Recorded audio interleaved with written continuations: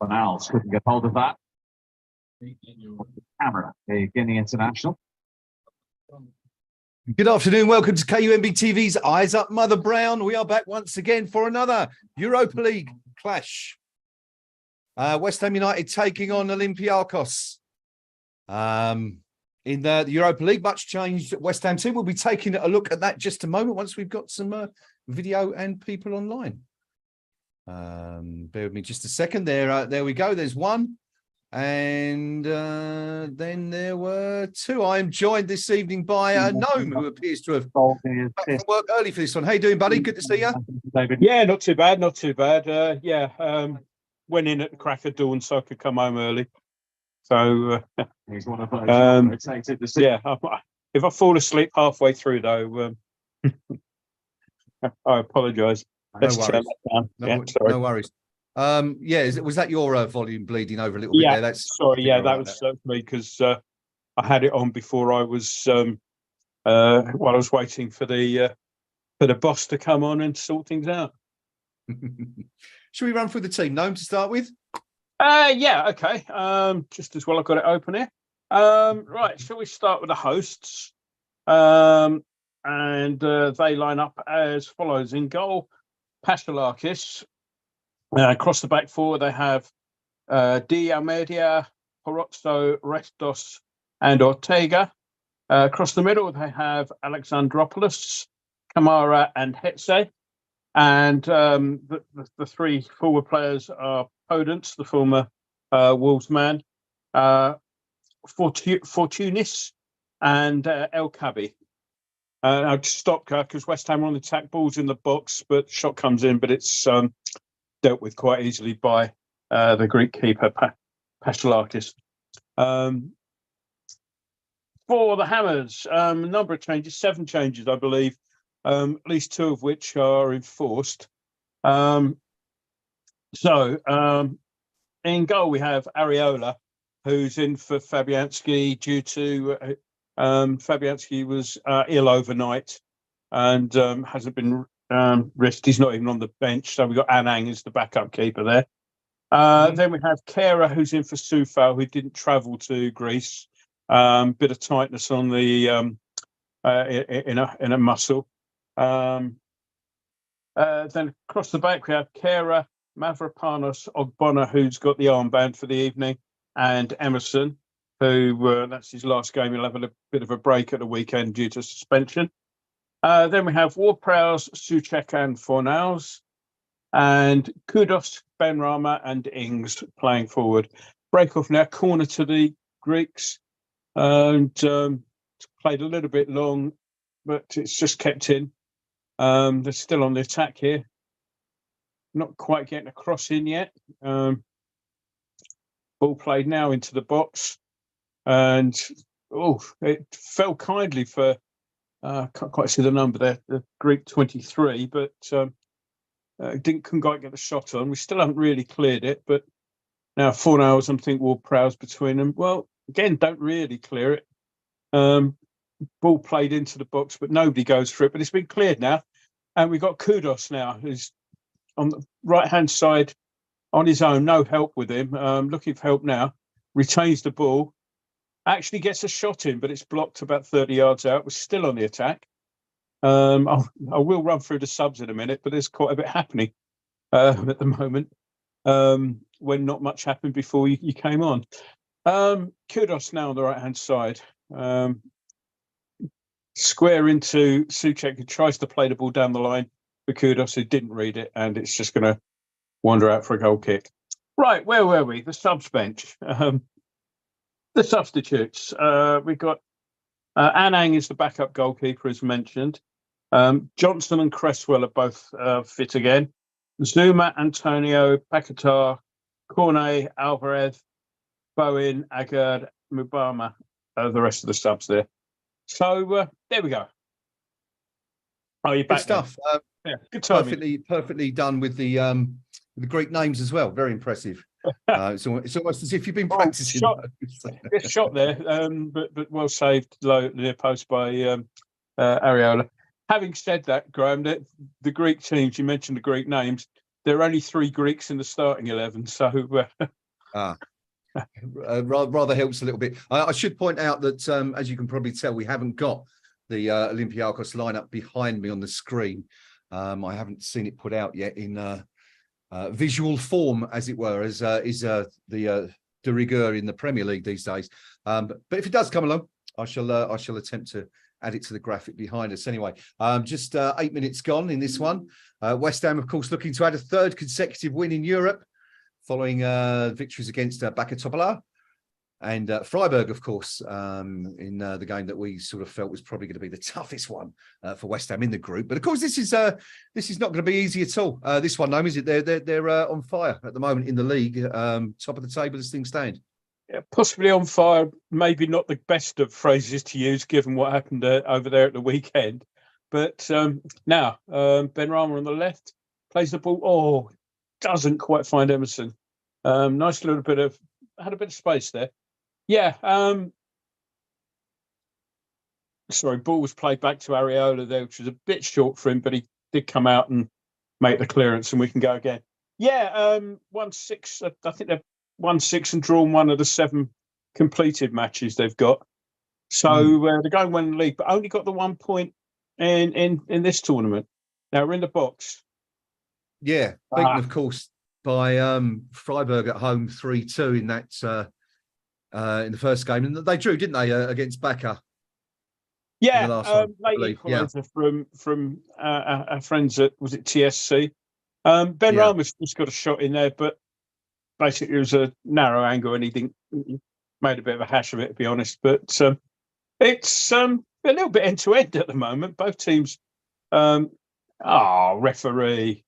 Kudos takes the ball off the Olympiacos left back, and didn't look like a foul to me. Let's have a look at it closer.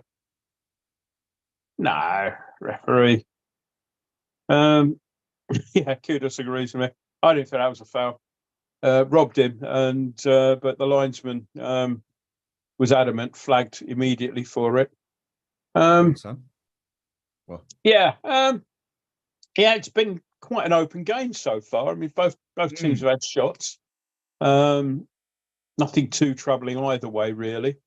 Good start. So, have we confirmed why Fabianski's not playing tonight? Yeah, sure while I was running through the teams, he was ill overnight apparently, and basically just wasn't thought fit enough.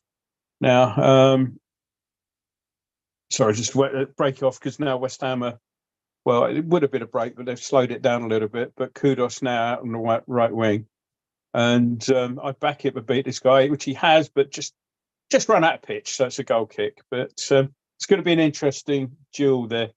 Kudos down the right. Fabianski was unwell overnight and not selected. Soufal didn't travel to Greece. Got a tight muscle somewhere, so they decided not to risk him. Hence, Kera's arrival at right back. Okay, a couple of interesting points that, unless you follow us on Twitter, you might not have seen going into the game. There's a few issues getting into the ground. Firstly, everyone, I think there's about 25, 30 buses taking the West Ham fans to the stadium, but instead of filling one bus up and letting it go, what they were doing was filling one bus up, moving it forward, filling the next bus up, so on and so forth. So the poor buggers who were in the first coach had an awful long wait before the entourage actually left, so much so that after a few minutes of waiting and not actually moving, some of the lads who had already been checked on were getting off the bus, going to the supermarket just up the road and filling up with beer, and probably unfilling up as well, having sat in that queue for all that time. But that was an interesting way of doing it. And then, of course, we did hear from one of our number upon arrival at the ground, the staff that were there checking the West Ham supporters' tickets were using a certain kind of machine. Now, apparently, these machines failed after about 100 people were let through, which resulted in the authorities just allowing anyone in the queue to enter the stadium. So real potential for issues there, possibly. I mean, we do know that, as always, when West Ham travel, there are a number of supporters that do go without tickets in hope of getting them. So It'll be a great night for them, of course, because they can just get in. But we'll just keep an eye on that, Noam. I think the West Ham end, and just if we can see if there's any evidence of any overcrowding or anything like that in there. But I should stress, I mean, what a stress before there is any trouble, not just there's going to be, but just in case, or any incidents, that this is the fault of UEFA and the authorities. Nothing to do with the West Ham fans. It's due to the spectacular failure of the on-site equipment. Yeah, it's a good job it's us and not Liverpool. That's all I can say. We've got a bit more of a reputation for when I travel with tickets, they're just not necessarily genuine. Let's put it that way, is the reputation that they have. So, I don't think anybody would have got on the bus, or too many people would have got on the bus without a ticket. They did it out well. Can tell you that. All right, maybe. Yeah, it's just. I don't know about Prague, because we were all on the same one. We were on an official hotel bus, weren't we? Well, I don't know about the UEFA delegate bus, weren't we? Yes. Yes. Well, Piggy and I were allowed on it, but you were. We were stowaways, myself and young Harry. Well, there were plenty of room, and nobody seemed to be. We did ask, sort of thing. They said, no, as long as it's not 500, they said so. Yeah, and it wasn't. So no, very handy. That was very handy. So we'll just keep an eye on that. If we can have a look at the West Ham fans. I mean, they showed the crowd earlier on. It didn't look overcrowded to me. Well, we do know that it was a complete sellout. There were tickets available over there. For people travelling. Whether or not there was enough to go round, we don't know. But anyway, just an interesting little bit. Also, one other thing that was mentioned out by one of our number who is at the ground, there was quite a few incidents in the warm-up of West Ham players having those little lasers shone at them from the Greek fans. So something else to keep on. Just a couple of little pointers anyway. What was his comment? He hadn't seen that many lasers since he went to see Blue Oyster Cult many years ago. And nobody's responded to my response to that, I noticed, which which I said I remember their big hit, which was "Don't Fear Mark Creeper." Mark Creeper, yes. Anyway, there's a football match going on amongst all this chat and banter. 15 minutes gone. It's still 0-0. The reason we haven't really spoke about it for the last 3 or 4 minutes because not really a great deal has happened. A couple of shots early on for West Ham, one for Olympiacos, but apart from that, it's been pretty even. As no mentioned a couple of minutes ago, end-to-end stuff, but 0-0 right now, no. Yeah, now that's a loose ball played across. Will he get? Oh, well played, Ogbonna. That looked like it was going to be cut out by a Greek player there, but Ogbonna spotted the danger and moved across. Now I've got the ball down. I don't quite know what happened there. I think Emerson went to cross it and didn't, and just fell down. Really, there was no foul or anything. I don't think one was claimed, but anyway, no harm done. We got the ball back with Areola quite easily. Just an update. I think I just saw a thing on the screen that Villa have gone 1-0 up at Alkmaar through Bailey.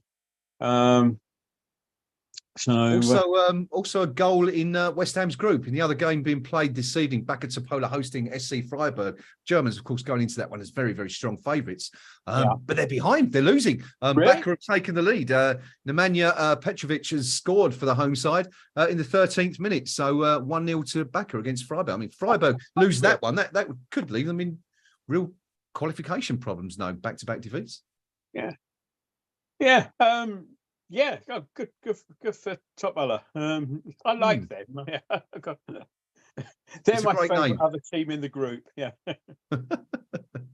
Anyway, there are, as known was mentioned, there are several other games being played early. I think it's 8 games and starting at 5:45. There are a couple of goals. Sturm Graz are beating Atalanta 1-0. Mulder 1-up against Hacken, and Rakau Czestochowa. We had this trouble last time, didn't we? Can we just call them Rakov, isn't it? Anyway, they're losing at home to Sporting. Interestingly, 18 minutes gone in that game. Sporting leading by 1-0, yet they've already had a player sent off. Victor Gyökeres, who, of course, was the player West Ham were strongly linked with in the summer, moved from Coventry to Portugal, got sent off after just 8 minutes. Try and see if we can figure out what's going on there. Was it a straight red card? Okay, apparently it went to a VAR review. It was a straight red. and Gyökeres wasn't initially sent off, but VAR review ordered or suggested to the referee he should change his mind, which indeed he did. And it was actually 7 minutes the incident happened, and he was sent off in the 9th. So 1-0 up Sporting, but down to 10 men. Elsewhere in the Europa League, as we just said, Bakker beating Freiburg by 1-0. And that's about it. But Conference League as well, Noam, as you say, Villa 1 up in that game. Yeah. Olympiacos have just won a free kick here. Now, I want to look at it again, but it's another one where, Fornals has got around him, got his foot on the ball. That's a clean challenge to me. That's the second dubious free kick that's been awarded by this referee. Doesn't like to see an awful lot in the way of contact, but Fornals definitely got his leg around the player and got his foot on the ball, and the player went down after it. So thankfully he's not issued a card or anything for it. So but let's see anyway. It's about 25 yards out, right hand side of the box, ball played in, headed clear. It's now West Ham can get on the break here if they're clever about it. Ball played out to the left, and it's down the line to Benrahma now. He's got had a bit of space to run into, but he's played it off the. I think he's played it off the Greek lad. I say it's just for once it is a Greek lad, Alexandropoulos, and corner to West Ham on our left. So I thought Benrahma there had kind of over-engineered it just a little bit. But I think he shrewdly realised that players have gone back and did well to win the corner there. So the big guns are coming up now. So it's our first corner of the game with 20 minutes and 17, 18, 19, 20 seconds gone if we're doing a time check. Usual little bit of shoving in the box.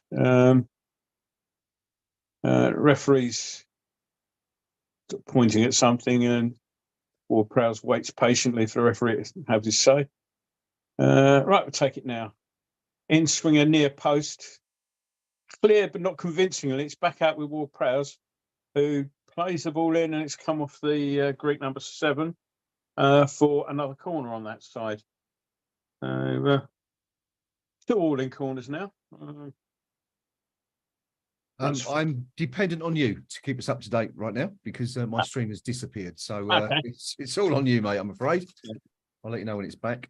Yeah. Referee again having a couple of words with Paschalakis and Fornals. West Ham looks like they've done a bit of homework on the keeper, and they are sort of surrounding there's about 6 players all in about 1 yard in front of the keeper. Again, an in-swinger played near post, again blocked. Ward-Prowse wins it back, and it's just puffed up in the air. Players going down like 9 pins. Oh, it's because I got the sound down, I didn't hear the whistle. There was a foul, but the ball was chested back by a Greek player towards his goalkeeper, and it just went straight into the net. The keeper hadn't come out, but the referee had blown for a foul a few seconds earlier. So it would have been one of the great own goals of our time had that counted. But people were going down like 9 pins, and I think it was inevitable. Referee was going to give something there. The camera focused on Dinos, as I think we must nickname him, and so he's probably the culprit there. Well, we'll wait to see. Still 0-0 here, just coming up to the halfway point in the first half. Pretty quiet start, really. So, what did you think about this this team selection tonight? Obviously, a number of changes going in. Danny Ings thrown into the team, Tilo Kehrer back in, Mavropanos in at the side. What were your thoughts? Yeah, I mean, as I mentioned earlier, I think the Kehrer one was enforced. Soufal, they've decided that if, for whatever reason they want to keep him fresh for the weekend, and so he didn't even get on the plane. So that's one. I mean, we've tended to ring the changes in Europe in the last couple of years, one way or another. I mean, Ings, bless him, was it 19 games without a goal now? So He really is a bit of a gamble. But again, yeah, you want to keep Antonio. Sorry, I'm just breaking off to watch something here, but nothing's happening. Yeah, you want to keep Antonio fit. Similarly, Bowen. Yeah, you'd think that would normally, would definitely, obviously, would be a first choice. So I think he's probably done his homework on Olympiacos. Yeah. Oh, that's a great interception from, I think, Kudos there, who tries to play the ball down the line towards Ings, but Ings doesn't quite get there. But it was a great interception, a timely one there as well. But yeah, I think he's done his homework on Olympiacos and figures he can get by and get a result here with a less than first team, shall we say. Yeah. Still a strong team. I mean, yeah, okay, Ings is out of form, but having said that, how many of those 19 games has Ing played in where he's come on for the last 5 minutes? Yeah, you've kind of stolen my thunder on that one. I was going to say, I mean, how many starts has he had during that period? I can think of Lincoln. That's about it, I think, really. So, yeah, it's going to be 10, 15 minutes here and there, isn't it? So not really much chance to sort of, get involved in the games. But I hope he has a good one tonight. I'd like to see him score. I think he's another one of those players who gets a little bit of unjust criticism. Yeah. I mean, But, nice.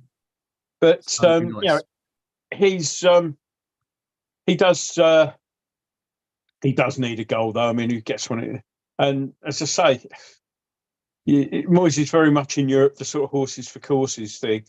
I mean, we saw, I can't remember the game now. It was the season before. It was the last one we lost, wasn't it, in Europe, where it was a dead rubber. We'd already qualified, we'd already topped, and he stuck the kids out. And now, sorry, I'm just seeing something that's baffled me there. I'm not sure if he took a touch, but the ball seemed to be going out for a goal kick, and Kehrer seemed to panic and think maybe it had come off a West Ham player. It didn't look like it, but Kehrer panicked and put the ball out for a throw. But they're not showing it again, so I'm presuming that maybe there was a touch. But so, the game being played in our half at the moment, although not worryingly so, if you like. It's now they're going down their right. Ball played down the line to what's the guy's name? Number 7 again. I'll get this right in a minute. Fortunis got the ball down the right, turned and nutmegged Ward-Prowse, but just put too much on it to actually get around, and the ball ran safely through to Areola. But it was a nice little touch. But we're all right there. So. The stream news is that I was just going to say I still don't have any, and there it goes. It's just come back on, so I'm going to have to hit the mute key on that. Also, a bit of news from Altmans, another goal for Aston Villa. Leon Bailey put the Villains ahead after 30 minutes. Yuri Tielemans making a rare start for the Villains. Added a second on 23 minutes, so Aston Villa looking comfortable over there in Alkmaar, where of course West Ham won the semi-final of the competition Villa are playing in back in May, wasn't it? May seems such a long time ago now. Not even 6 months ago.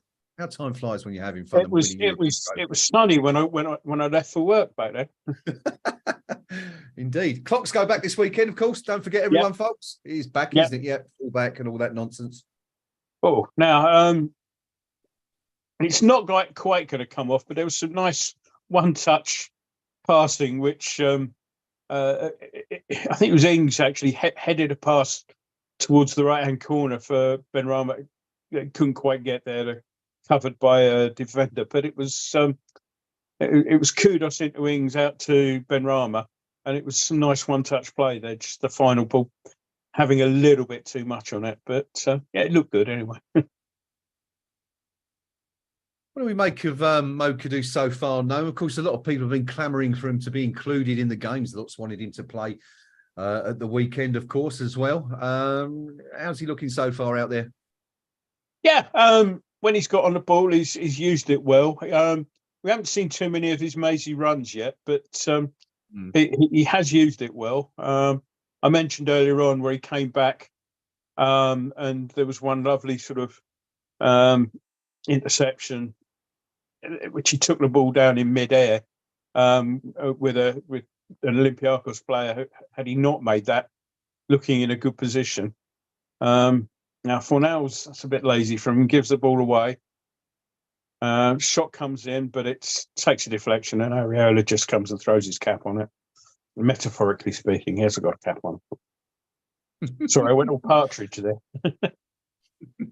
I should take an opportunity to say hello to everyone watching us on the live stream. Do apologise, I haven't welcomed you on yet. So hello to Craven, to David, to Gore, Tony Mitchell, Bob Claret, Peter Roberts, and everyone else. Flag Sandwich, and everyone else who's joining us on the live stream. Let us know what you think of the game as we go along. Of course, we like to read your comments and get you involved.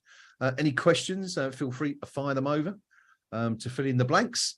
But yeah, thank you for joining us. And of course, don't forget down there, there's the little thumbs up button. If you get a chance to press it, please do. Helps the channel and all that malarkey. Half an hour gone, pretty much. And it's Olympiacos 0, West Ham United 0. West Ham with a corner. Lovely ball played down the line to Emerson, who took it down and tried to get the cross in, blocked out for a corner. So Ward-Prowse again on that same left-hand side where all our other corners think we've been so far. And again, there's a sort of there's a crowd around the a crowd around the keeper. The keeper staggers away as if he's been hit or something, and the referee's bringing people together. It was just as Ward-Prowse was about to run up and take the kick, and he's called. Oh, Bonner's looking. Well, nothing's happened there. Keeper's just gone staggering away as if something's happened, and he's reading the right act to Ogbonna as if Ogbonna's looking puzzled as anyone. No cards dished, so just a quick reading of the right act. So I think Ogbonna probably better off to come out of that one. Getting in swinger, keeper punches away. Gets quite good distance on the punch, and it's all the way back with Emerson, who'd remained back. Plays the ball long into the box. One in the air by, I think, Souček there, but they managed to clear it, and unfortunately, we tried to keep it live, but it's gone out for an Olympiacos throw. So half an hour played, by the way. Yeah, just watching that incident that you mentioned with the goalkeeper again, the benefit of being a little bit behind you. Absolutely nothing in it at all. Ogbonna was kind of just backing into the defender, and the goalkeeper was behind both of them, decided to just stumble over. I'm not quite sure what that was about, but a bit of a strange one anyway. Well, Ogbonna had his back to whatever was happening there. Exactly. Just wasn't the referee called over. He had a genuine look of what me, ref. Yeah. Usually you see that, and they're a bit of a cheeky. They know what they've done, but Ogbonna in action there now as a long ball's played. They tried to get over the top of him, but he's a bit more wild in that. Wins the aerial battle, and we clear the ball, which is now back in the Olympiacos half, and they can rebuild. It was just it was one of the most amazing sort of stunned disbelief looks that you'll see. Now, Podence for you. Sorry, go on. No, go on. Well, Podence cuts into the box and goes down. He's he's claiming a foul. Let's have a look at it now. He's cut into the box. No, Kudos actually wins the ball there. That's Kudos's foot, isn't it? And Podence, just have another look at it. Yeah, Kudos gets his right foot to the ball. Podence throws himself to the floor. Then I thought Fornals was fouled when he put it out for a throw there, but clearly not, and it's play on anyway. So goals are beginning to pile up elsewhere. We mentioned earlier that game between Mulder and Hacken was 1-0 to Mulder. It's now 3-1. Only 34 minutes gone in that one. Mulder taking the lead after 6 minutes. Hacken equalising before Mulder scoring 2 goals in 3 minutes to go 3-1 up in the half-hour mark. No. There's a goal here, and it's not for us. Fortunos, number 7, has just buried one from about 25 yards, straight as an arrow. This was not in the script, and It's one hell of a pile driver. Don't think really anyone would have stopped that. Let's see if we may have closed him down a bit. Yeah. Well, he's got the ball 30 yards out. He turns, nobody challenges him. So it's 22 yards out because he's just on the D of the penalty area, and it's straight as an arrow, bottom left-hand corner. Oh, It's hell of a finish. But might we have done more in midfield there? He's given I think maybe a slight deflection through the legs there. I'm not convinced that he's a bit of a toe poke he's had there. It's a bit of a speculative punt, I think, is the expression often used for efforts like that. Yeah, good strike though. The time and space to do it. Yeah, well, I mean, it comes from the throw, and if you rewind it right the way back, it's an Olympiacos throw in. West Ham don't touch the ball. It goes back to the halfway line, played back into the centre, and as Noam says, Fortunis allowed to turn, given the freedom of the park. And I think that's a bit of a toe poke with his right foot, and it's flown into the bottom. Yeah, it is a toe punt. It's flown into the bottom left-hand corner of Areola's net. He's called it absolutely perfectly, and West Ham are behind. Have it all to do. Yeah. So just showing Ogbonna winning a challenge earlier on, which might have been given as a foul. He did have his arms around the player. So, bit of a test, and the Greeks are slowing it down big time now. It's just taken over a minute now to get this goal kick sorted. It's still hasn't been taken, and finally it's taken. So a bit wily there. So West Ham need to sort of calm things down a bit, get their foot on the ball, and we weren't playing badly up to that point. No, not at all. But just a bit of luck. They've got the crowd are going now. Well, I was going to take you through the scores before we got one of our own right before our eyes. Bacca are still beating Freiburg 1-0, which is again in similar good news for West Ham. This time plays it out wide, and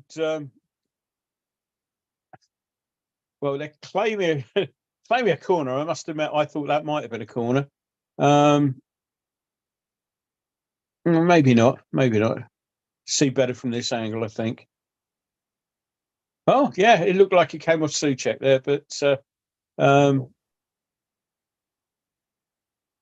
no, difficult to tell from that particular angle because it was very blurry. But they've given us the goal kick anyway, so a little bit of luck going our way there, I think, potentially. Now, can we do something here? Can I take you back to the other matches quickly? We've got Marseille beating. Not so good news for the other Greek team playing in the Europa League tonight. Marseille won up against Athens, and Sturm Graz have levelled against Atalanta. That's the scores, the goals so far in the Europa League. The Conference League, as we said, Villa 2-0 up at Alkmaar. KI beating Olympia 1-0. Ghent already 3-0 up against Breidablik. I think that is very strange name. Balikani 1, Astana 2, Lugano 0, Club Brugge 1, and the only other goal so far, Lyon down 1-0 at home to Slovan Bratislava. They are having an absolutely dreadful season so far. They're not bottom of League at the moment and losing at home to Slovan Bratislava tonight. Not looking good for the French side right now. 37 minutes gone here or there in Greece. West Ham a goal behind, no. Yeah, throw in taken right in the corner. Ball's bouncing around the box for West Ham, and Kudus gets a shot on, but it's swinging a leg at it, and it's about 2 yards over. So it's the first shot we've had for a little while. It has to be said, but it is. Still a long way to go yet. Just as long as we don't do our usual sort of first 10 minutes of the second half. I was just going to say that, it's worrying me. We're losing, and we haven't had our anti-purple patch yet. What do you call that? What's the opposite of a purple patch? I don't know. There's probably if you get one of those charts with different colours, there's probably probably orange or something, isn't it? It's just the opposite. The complementary colour on the photoelectric scale, not photoelectric scale, but you know what I mean. Chromatic scales. That'll Now, do. That'll do. good, I've just good. seen the Caduce chance bang over the bar. Should have done better Yeah. really from that Yeah. area. Some good work from Kudos there. Tries to take it past another man, but it's put out for a throw in. But at least we've settled. We haven't gone in recent months. If we go a goal down for the next 5 minutes or so, it's ref. It's it can be a bit sort of shaky for a few minutes. Now, Ings has just been bundled off the ball and got nothing for it, and Ings is can't quite nip read from that angle, but I'm pretty sure it's not particularly complimentary to either the defender or the ref. Yeah. A black hole patch suggests Hobo. There you go. Opposite of a purple patch, black hole patch. Yeah. Certainly in one of those at the moment. Am I right in thinking? I think someone's just mentioned this actually in the live chat that we're still without a clean sheet this season. No, we kept one at Lincoln, didn't we? I think that's the only one so far. Sheffield United. Sheffield United there's another one. Score against us, did they? Yeah. Oh, they're piling up these clean sheets. I think that might be it though. I think that might be the lot. Certainly not going to get one tonight. With Olympiacos one up and the crowd in good voice. The home fans thoroughly enjoying themselves. Still haven't seen a shot of the away section yet, no, so we can't really tell if there's any oversubscription. You saw it. That was courtesy of BT or TNT rather. Yeah. Yes, Kudos done no favours there with a ball played to him with the proverbial hospital pass, which now they're just showing the goal again from behind the goal through the netting at the other end.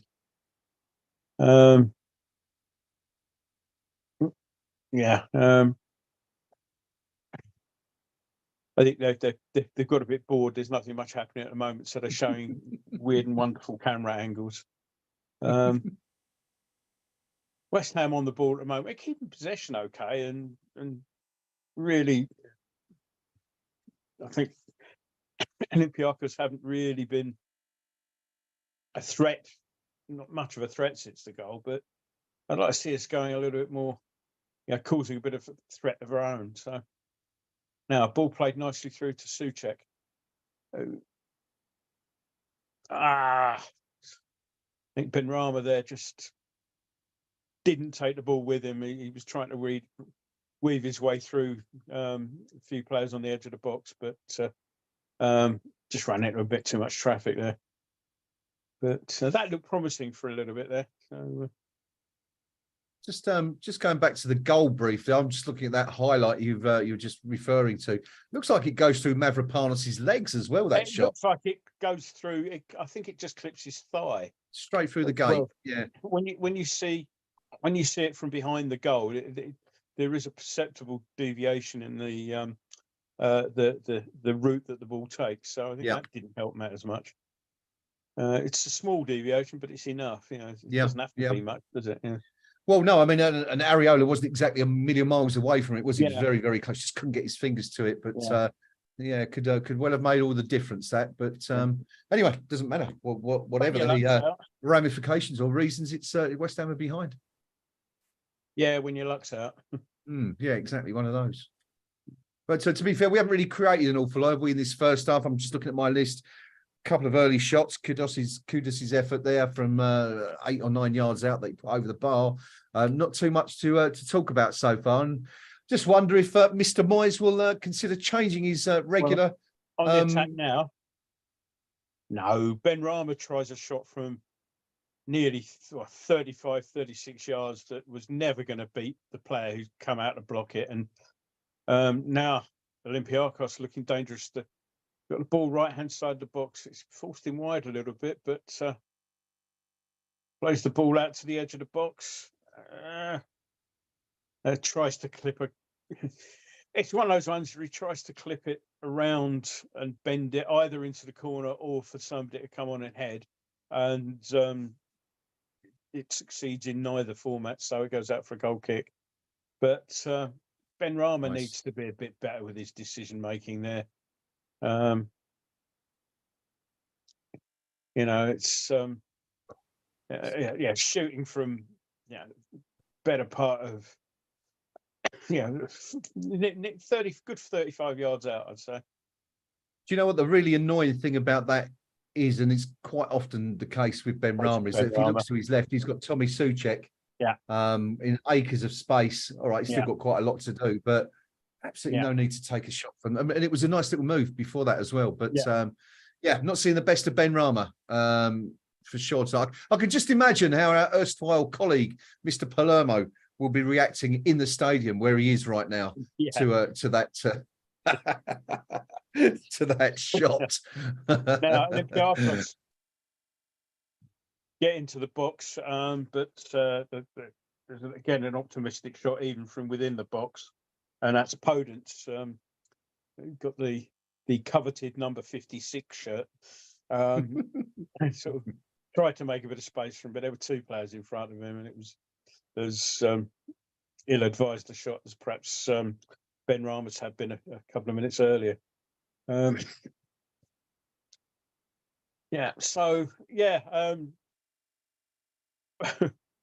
Wasn't it Pinky who was telling us something along the lines of It's terrible. if Ben Rama scored if Ben Rama scored in the final in Prague, he said he probably wouldn't count it or something. Yes. Something like that, wasn't it? He did. I was just saying Dinos Mavropanos horrendously concede possession. Kind of think with things like that, if it's a better quality opposition, we could be seriously punished.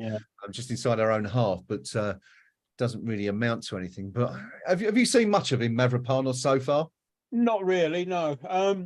Sorry, I just should add that we're in stoppage time. 1 minute of stoppage has been added, so this looks like going in behind. And sorry, somebody tries to take on balls played into the box. Oh no, that's 2-0, and that's a shocker. I'm not sure that's an own goal or not. That's just dreadful. All we have to do is see the thing out now. It's De Almeida is taking all the plaudits, but that looked like it might be. Let's have a look.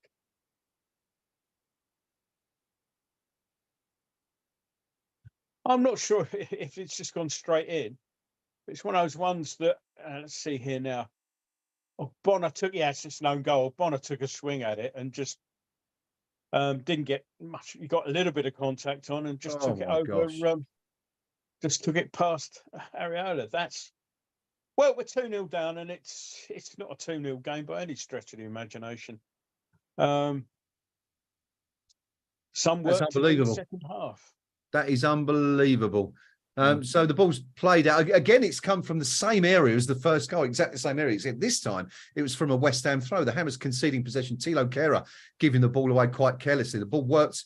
Olympiacos managing to work the ball out to the right-hand side. Cross come in from sort of the 18 yards from the byline. It's whipped into the 6-yard box. Angelo Bonner's stuck a foot out. I don't even know why he's done that, because it's coming through to Areola, who either just watches the ball go wide or he's got a fairly simple save to make. Bonner's just put his foot up and it's flicked off his foot over the head of Areola, and it's in the top right-hand corner, 2-0. Crazy goal to concede. Not nearly an equaliser, nearly a reduction in the deficit. Ball played through to Ben Rama. Ings confuses everyone, including himself, by turning through. Gets the shot in, but the keeper's out to block it. We're 2 minutes and 25 seconds into the stoppage time of 1 minute. Obviously, the goal coming in. Ward-Prowse is going to take this corner again from that left-hand side. So this will be the last chance to get anything, and that's a poor corner from them. And it's headed out for a corner, but I think he's just blown for the. Yeah, he's blown for the interval. So, well, that's disappointing in the extreme, because we don't deserve 2-0 down, I don't think. No, definitely not. Just seeing that chance now. Ings, the first time he's really escaped his marker inside the penalty box, manages to turn and get the shot away, but the keeper does well to close it down. And of course, as Noam says, the resulting corner came to nothing. But yeah, it's not it's certainly not a one-sided game or anything like that. West Ham just caught out twice. First goal failing to close down the opponent. The second goal, it's just an individual error. It's just a wild hack at the ball by Angelo Ogbonna, who's vastly experienced and should know better in those areas. Not quite sure what's going on. Presumably, there's no call from Areola to tell him to leave it, but it's an absolute horrendous error from Ogbonna. And that leaves West Ham with an awful lot to do. Of course, knowing this is a very important game in the sense that West Ham's unbeaten record in Europe, which stretches all the way back to May 2022, was that 17 games or whatever it is that's under serious threat right now. Yeah. It'd be interesting to see how much Mr. Moyes wants to chase this game. Yeah. I still think there's a win in this one for us. But we need to be a little more direct. And by that, I don't mean Route 1 type direct. I mean, we need to be quicker on the break and more incisive with the passing. We tended to hold it up just a little bit. Dare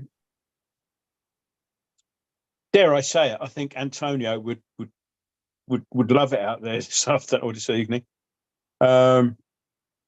Certainly a combination. I mean, if we'd picked the first team, if you like, it's all very well with hindsight to say perhaps that's what we should have done. But I think if with Bowen and Antonio out there as a first choice, I think it might have been a different story. Yeah. I mean, with Ings, you saw somebody who sort of had a glimmer of a chance, and it's been so long since he's had a glimmer of a chance. He kind of messed up himself. You know, he turned and everybody lost him, but in doing so, he lost sight of the ball as well. And you know, okay, he was first to react to it, but you know, before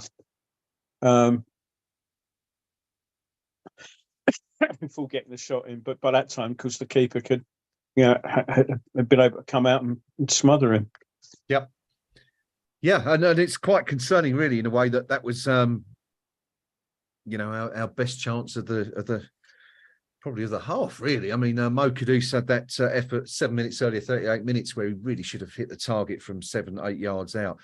Prior to that, you've got to go right back to the 9th minute, I think, for the 6th minute for West Ham's next best chance. So, and of course, during that period, Olympiacos managed to score twice from Fortounis and the Ogbonna own goal. If you're just coming in, West Ham 2-0 down at the break, real surprise over in Piraeus tonight on the cards. West Ham falling behind in the 33rd minute, the second goal arriving in the first minute of added on time. There was only supposed to be one, of course, and I think we ended up playing just over 3. But of course, that was kind of punctuated by the goal being scored, so understandable to some degree. But anyway, West Ham not, you know, a slight, as you can see behind Nome there, if you can see the team, some a much changed team to that which lost at the weekend against it. There you go. Oh, it's a timely disappearance, Nome. There you go. Oh, he's back again now. There must be a certain angle you get to that where you disappear from the screen. Not quite figured that one out yet, but anyway, you can see the team up there now. No doubt one or two of those changes will be coming on in the second half. The question is, when will he do it? Will David Moyes change the policy of a lifetime and make a couple of subs before the hour mark? Or, you know, will we wait to the 70th minute? Of course, no, I'm questioning how much. We'll find out just exactly how much David Moyes wants to ensure West Ham maintain this unbeaten record in Europe by what he does in the next 15 or 20 minutes. I would imagine, no, one or two players will be getting a bit of a roasting in that dressing room right now after what we've seen in the opening 45. Yeah. Particularly in midfield for not closing down. Yeah. And we kind of went to sleep, obviously, with 1 minute of stoppage time. I think we kind of switched off and thought, well, that's the half gone. But of course, you have to play when they said it's 1 minute ago. You have to play that minute. You can't just say, oh good, it's not long. We'll just go. Yeah. Perhaps we're getting our sort of early second half lethargy in early this time. So we'll come Yeah, out we, all guns we had this blazing. conversation on the forum the other day. We were saying that last year it seemed to be we experienced an awful lot of poor starts, and we've kind of it's exactly the same thing. We've just kind of shifted the timeline up a little bit. But yeah, let's hope we've got all the blunders and mistakes out of the way, and that we can come back with a bit of a rip roaring second half. You still fancy us to get back in this one? Yeah. Particularly if he makes the changes that I think are required to do so. And who's that in your opinion? Who should we be looking to introduce? I think either Antonio or Bowen on for Ings would be a good start. Mm-hmm.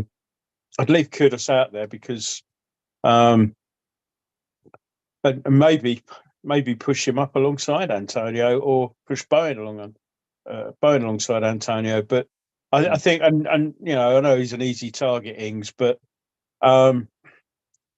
I think he spent most of his career playing two up front, and he's not suited to leading the line, as such, and so he's kind of trying to exist on bits and pieces.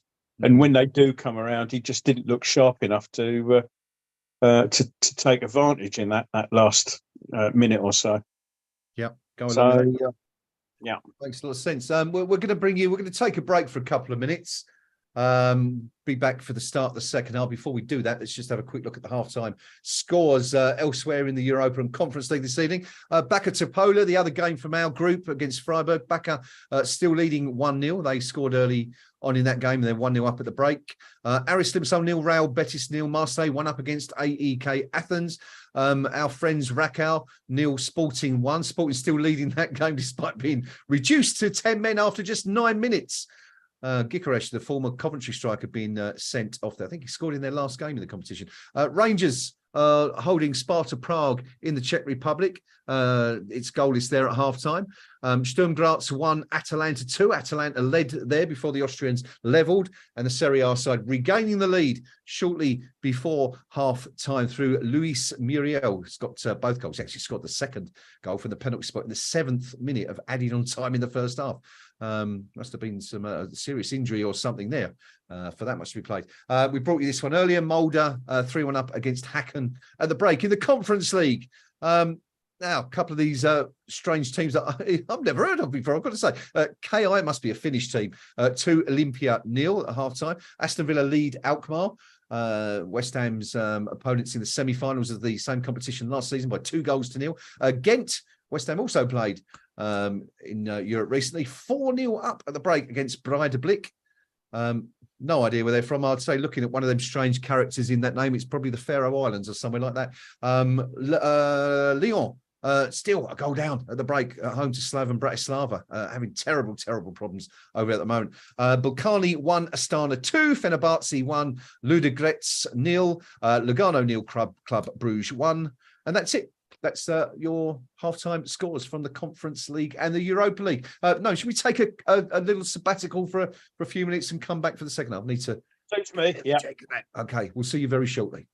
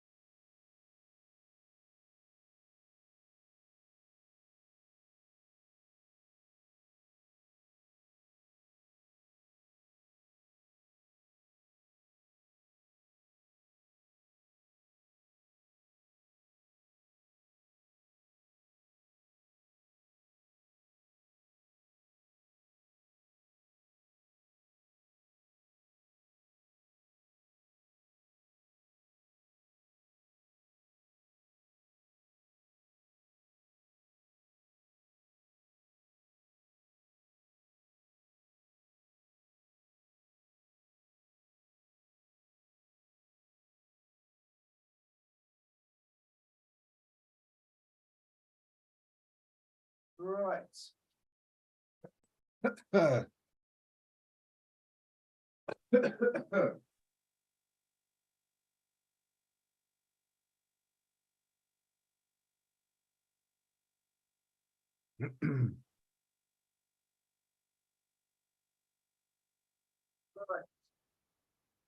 Okay.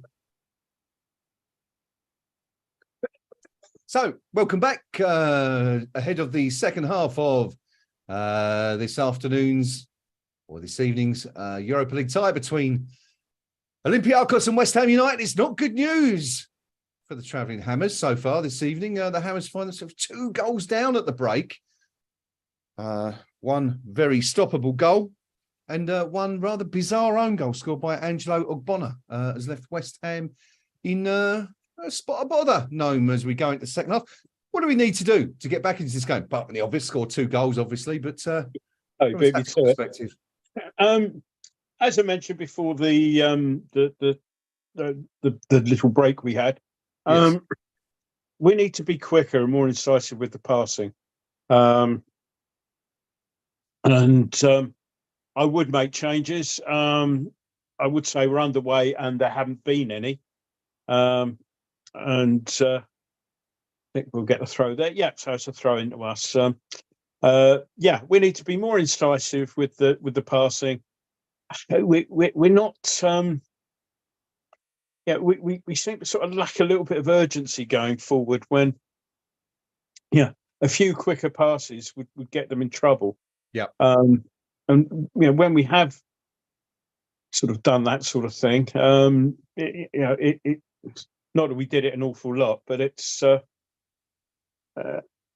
Now we got a couple of quick passes now. Sorry, just Benrahma on the left plays it inside. Ings diverts he gets fouled, but diverts the ball across to Kudos. In fact, the referees stopped the play. He was going to play an advantage, but we've got a free kick, central position. Ward-Prowse is on it already. Let's just have another look at that. Yeah, Ings gets scissored there, so I don't know what they're complaining about. Did well to get the ball there and divert it towards Kudos, but and Retzler's actually got a yellow card. I think that's the first, excuse me, of the game. So it's about 30, I'd say 33 yards out from where the ball's put down and by the cut of the grass there. Fairly central. So this really should be Ward-Prowse territory. But as we were saying the other day, somebody was saying, will he have, he's had a few chances, will he ever actually score one? So yeah, just seeing what they're going to do. They've got a wall of sorts there. Referee making a couple of bizarre marks at right angles to each other. So maybe it's some sort of artistic work. I don't know, but so we've got the wall lined up now, I think, and the referee's happy with it. Yeah, Ward-Prowse is taking a step back. Shoots. Oh, ain't far wide, but it is wide. I think, let's have a look, see if Pashalakis had it covered. It's only a couple of feet. It's curling away, though, so it wasn't getting any closer, and I think Pashalakis may have had it covered. But a shot anyway. And the goal kick resulting is kicked straight into touch, so we can actually build again now. So encouraging start, shall we say. As Ings falls over and Ward-Prowse just a sneaky little trip there and breaks up the attack. No yellow for it. Yeah, and Ward-Prowse has just stuck a leg in just to break up the attack there. So now ball chipped forward by Olympiacos, but it's cleared, and Fornals is now plays it inside, looks for help, and we can build properly now. So, but again, that came from us moving the ball about a lot quicker. That free kick, and it was Ings sort of. I mean, when Kudos controlled it, I think the referee thought, well, he's got 2 players around him. I won't play advantage. Yeah. Which was fair enough. There probably wasn't one there, but moving it quicker drew the foul. So I'd like to join in, Gnome, but my feed's gone again. So, right, okay. apologies. Hence the radio silence as I'm Yeah. rapidly pressing Okay, buttons to try and get it up. So, I do apologise. Yeah, we're camped in their half at the moment. Ben Rama plays the ball out on the right hand side to Kudos, who crosses the ball in. And it's a bit too high, and it basically gets cleared. Now, Fortunos, a couple of little tricky back flicks. Tries to play a diagonal ball though, and it's cut out nicely. Kudos comes back and mops up the loose ball nicely again, and we can build again. So it's Olympiacos' turn not to hold on to the ball for too long.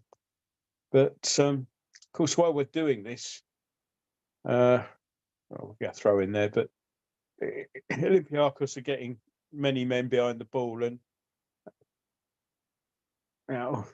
what's happening there? Emerson and I can't see who it is have collided, and the referee's taken one look at that and waved on the physios, and the two West Ham physios are straight on and quick as you like, whereas the Greek lads have finally turned up eventually. Let's have a look at now. They've just collided with each other. Is that a block, really? I don't think the guy could get out of the way, to be fair. It's ricocheted off Emerson. He's gone past, the ball's gone past the player, but the player's only a foot away anyway. I don't think he made any diversion to block the run. So unfortunate but accidental collision there, I think. He got a couple there, didn't he, Emerson? He was tripped a few seconds before, and it looked like he got clipped in the hooter on that second one. But anyway, it doesn't change the score. What I can point out with 51 minutes on the clock, Gnome, is that in the first 4 minutes of the second half in our last 8 games, we've conceded 4 goals already. Conceded against Man City in the 46th minute, Topola, the 47th minute, Freiburg in the 49th minute, and Aston Villa at the weekend was in the 51st minute. So we've managed to get past that. That's a good sign, I suppose. Yeah, well, I put a tweet out at the weekend just to say that I think it was 1, 2, 3, 4, 5, 6, 7 goals we conceded in the opening 15 minutes of the second half in our last 8 games. So, it doesn't bode well when you're 2-0 down in the first half for sure. But, Well, both players have gone off the side. They're both back on the pitch now as the ball's cleared. It was given as a goal kick, which I think is fair enough. No complaints with that. And just a loose pass again from Fornals where we could have been on a break and we weren't, and now Olympiacos can step in. Kudos breaks up the attack briefly, but the Greeks are having a punt at it, shall we say? That must have been nearly 40 out. Let's have a look. Well. Yeah, there doesn't seem to be any evidence, does there, that they're going to sit back and try and defend this lead. If anything, they're pushing for a third, which would certainly rule West Ham out. Just on that occasion, it was because Fornals basically played us into trouble a little bit. But up to then, they'd been getting. I was just about to say when Emerson ran into his brick wall there, that they're getting players behind the ball, which makes the sort of quick passing that I was after a little bit more difficult. First half it'd be a bit more easy because they were coming out a little bit more, but that was kind of, okay, we only got less than 10 minutes played so far in the second half, but that was that thing was very much the exception. Now, nice ball played in. Emerson, we've got to be taking these. Some nice work down the left. Ball played into Ings, who's in a good position in the box, but gets right underneath it. That's a good ball as well. It kept slightly behind it, but I might have had time to let that run across and try the other side, really. But again, promising move though, and Well, we've got a bit of goal news for you coming in from elsewhere. Freiburg have equalised against Topola. The other game in West Ham's group, Topola scored early on. Petrovic, the manager, Petrovic, scoring in the 30th minutes to give the home side the lead. But Vincenzo Grifo has just scored from the penalty spot for the Germans to make that 1-1 in that tie. Aston Villa have added a third. I can tell you in Alkmaar, Ollie Watkins, who scored against West Ham, of course, at the weekend, has made it 3-0 to Villa. 51st minute, of course, exactly the same time they scored against West Ham on Sunday. So goals beginning to go in elsewhere. In terms of the other British teams on show, well, there is only one, and that's Rangers. And they're still drawing 0-0 with Sparta here. In Greece, it's, what are we, 55 minutes gone. West Ham in big trouble. Need to find a goal soon. Well, we could have been in bigger trouble there. Souček just gave the ball away horribly. And they worked the ball into the box, but thankfully we were able to clear it. But that was dreadful from Souček. That really was appalling. Very lucky there. We got a ball back and we're back on the attack, but wait until you see that one. Now, Kudos plays the ball in, edge of the box, and Ben Rama just tries to go one way and gets blocked out. Now, Ward Prowse on the ball. You know, we're beginning to build here, and this is coming. Or it would be if we didn't play hospital passes like that. We keep getting the ball back, though, which is good. Ball played into the box. Kudos brings it down nicely. He's got down to the line, well played, and wins a corner. That's well played from Kudos there. We're just seeing after Souček's given it away. Ball's played into the box, gets into the 6-yard box and tries to cut it back. But thankfully, that cut back was awful, but it was as awful as perhaps as Souček's pass. Anyway, corner on the first time today on the right-hand side for West Ham.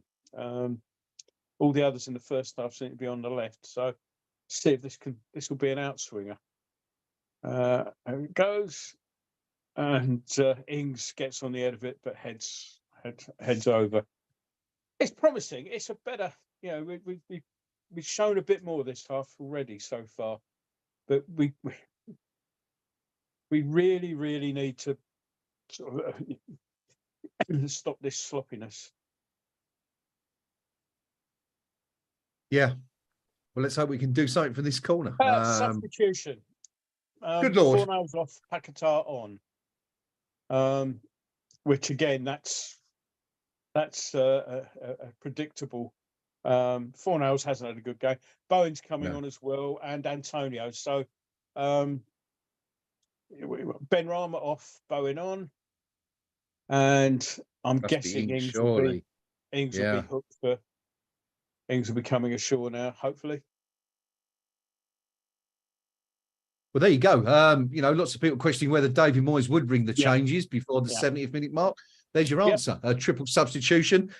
Clearly wants to get back into this game and extend the club's unbeaten run in Europe. But as Noam says, Paquetá, Bowen and Antonio on for Fornals, Ben Rama. Was it Ings? Noam, can you confirm? Ings, yeah, it was. Thank you. Yeah. Sorry, it was. They took a while to put it up because I think Ings walked off the pitch at the nearest point, which you're supposed to do these days. Yeah, thank you. Said that Olympiacos on the attack. Nice back heel, played to the left-hand side of the box. Poor cross in, though. Ward-Prowse can get rid, but we're playing it out. That's, again, a terrible ball. They try to play it down the line, but it's nowhere near, and that just invites pressure. We've got to stop doing that, you know.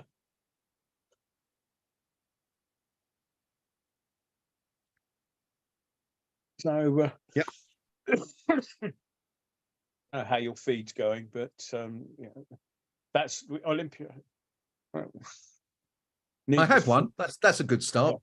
Yeah. Given the gremlins that we've been experiencing free kick tonight. given away by Paquetá, just leaves a foot in late out on the touchline.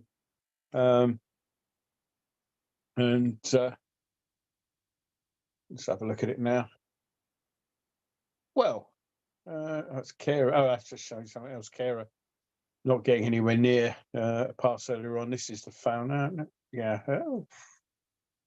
Jesus Christ, what was that? Yeah.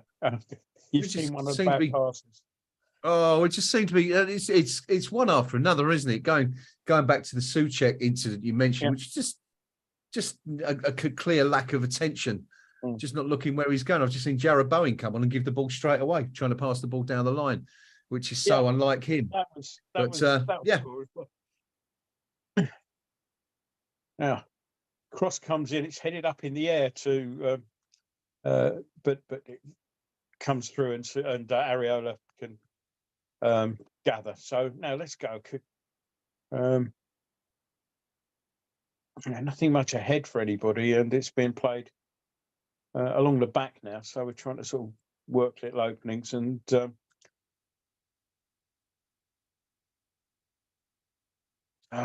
Antonio's given the ball away, but he was fouled, and sometimes he doesn't get those. So, but he's been given that one. So, it was a Ward-Prowse header, and the Greek lad got a header on it.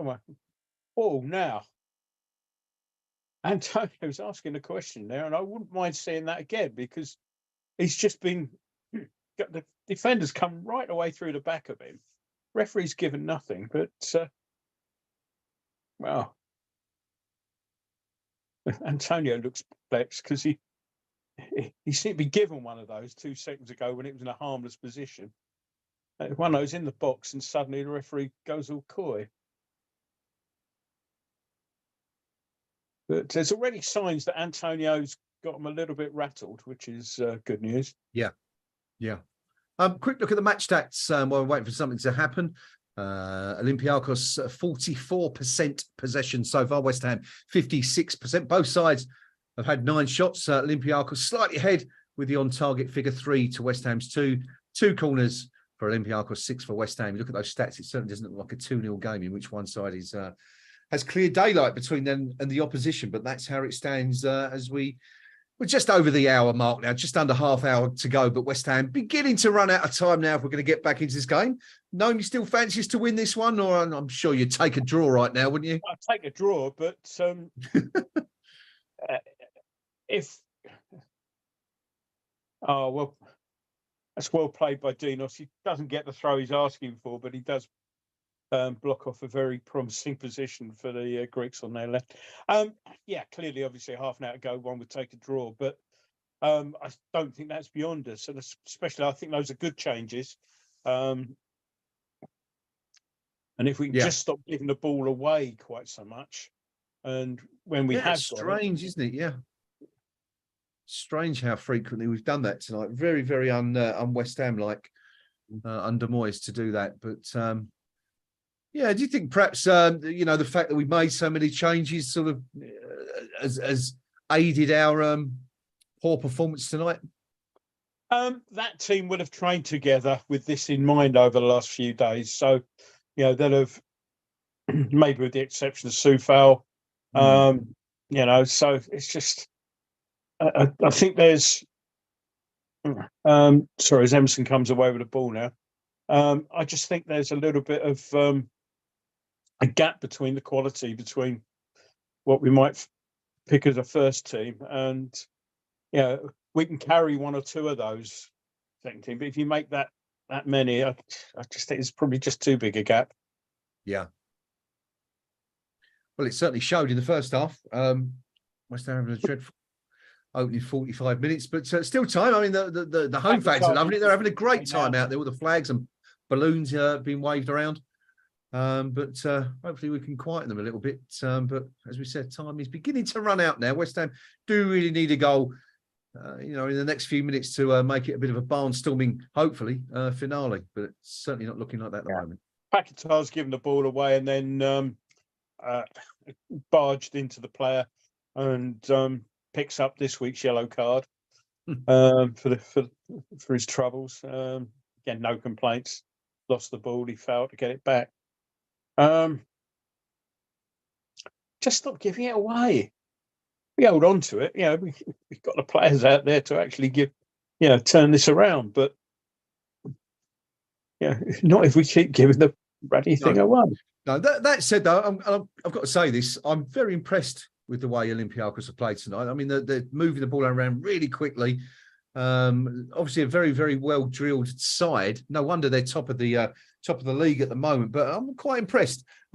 Certainly, I think of the two teams, I'd have to say, even though Freiburg are meant to be the better side, I think Olympiacos, not just the fact that it's 2-0, but they've given us a bit of a tough game tonight, and it's certainly something Freiburg never really brought to the table. So, credit to Olympiacos. They've done well tonight so far.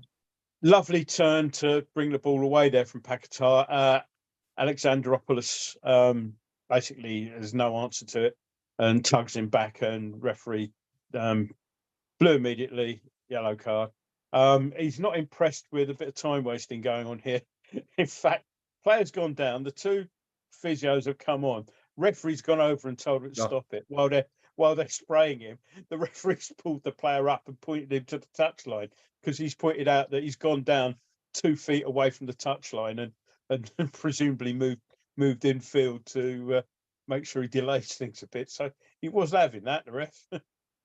Should point out there was also a yellow card in there. There's a foul on Paquetá. Brilliant turn by Paquetá. Yeah. Did you? Oh, you did mention it. Sorry. I was trying to write down his name at the time, and it was taking all my faculties to try and put together a 15 character. We give the ball away, and the Greeks are on the attack, and the ball's in the box. This is looking a little bit worrying, but he's forced wide, thankfully. But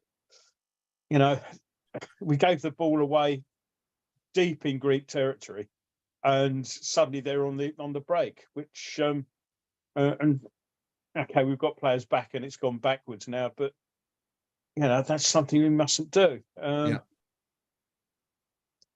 Now, I think Emerson's the latest to be penalised. Now, Fortunis it looks a tricky clove. He's done this a few times where he's gone past, and he's gone past Emerson, tried to go round him, and Emerson's kind of stuck a backside stroke leg out to, and Emerson's the latest in the book. He's been booked for that, and feeling a little bit hard done by, but more goals coming in Europe tonight. Aston Villa now 4-0 up at AZ Alkmaar. What a week it's been for Villa. Fenerbahce 2-1 up against Ludogorets. Club Brugge have scored a second against Lugano. Ghent have scored a fifth against Breidablik. Key 3-0 up against Olympia. That's all Europa Conference League. In the Europa League, Freiburg have scored again. They now lead in Topola. They were 1-0 down, but 2 goals in the second half. The first from, both from Vincenzo Grifo. A penalty after 49 minutes, and then adding a second a minute ahead of the hour mark has seen the Germans take the lead there, which isn't great news for West Ham. Elsewhere, there's another goal for Mulder. They now lead Hacken by 4-1. That's bringing you up to date. I should just stress, even if West Ham do lose tonight, we'll still be top of the table. Freiburg, if they continue to lead, if they win that game in Topola, will be level on points with West Ham, 6 points at the top of the group. But West Ham have obviously the better record between the two teams to stay top as things stand. 68 minutes gone. Olympiacos 2, West Ham United 0-0. Yeah, we've gone a little bit off the boil last couple of minutes. And whilst we were pushing forward, it's been a bit of Greek possession, all stemming from when we gave it away. Sort of 10 yards outside their box earlier on, and they've sort of, whilst they looked a little bit dangerous at the time, they've kept the ball well since that particular point. We need to sort of get on the ball and get going again. I mean, I keep saying it. Kind of get the feeling it's not going to happen now. We thought at half time we might see a bit of a revival from the Hammers. We didn't really see anything, did we? I think I'm looking down my notes. I can't even see a shot. Can't even see a shot from West Ham on target in the second half. Yeah, I mean the substitutions are all positive, but none of them are actually going to affect the thing unless we actually get the ball, and we haven't had it for 5 minutes. Exactly. We saw when we were on the ball. That's a good ball played out on their left-hand side now. Ball played into the box. But that's as woeful as anything we've seen from us. Not sure if he was trying to shoot or trying to cross, but he sliced it out for a goal kick. We saw for a few minutes that they were clattering into, Antonio was causing problems for a couple of minutes. Just looking at an earlier incident where there was a lovely ball played in from Podence, but we got the block in on the shot. But now we got a ball back from a goal kick. Let's see what we can do with it. What have we got? Just over 20 minutes left. Yeah, sorry. To get back into this game. I lost the angle and the pass there, and it looked like Antonio played a lovely ball down the line to Bowen, but it hadn't. But it went out back to the goalkeeper, tried to play it out, and it's gone out for a West Ham throw. So what can we do now? Paquetá on the ball. And basically just loses it. That's poor from Paquetá. And they're on the break again. And, Paquetá's got a ball in decent place. And, number 9's plays the ball back to the edge of the box. We're not closing down. And again, it's wide, but we don't close down when they're on the edge of the box. We saw for the first goal, it was Alexandropoulos this time, who's had a shot from about 30 yards out. Okay, it's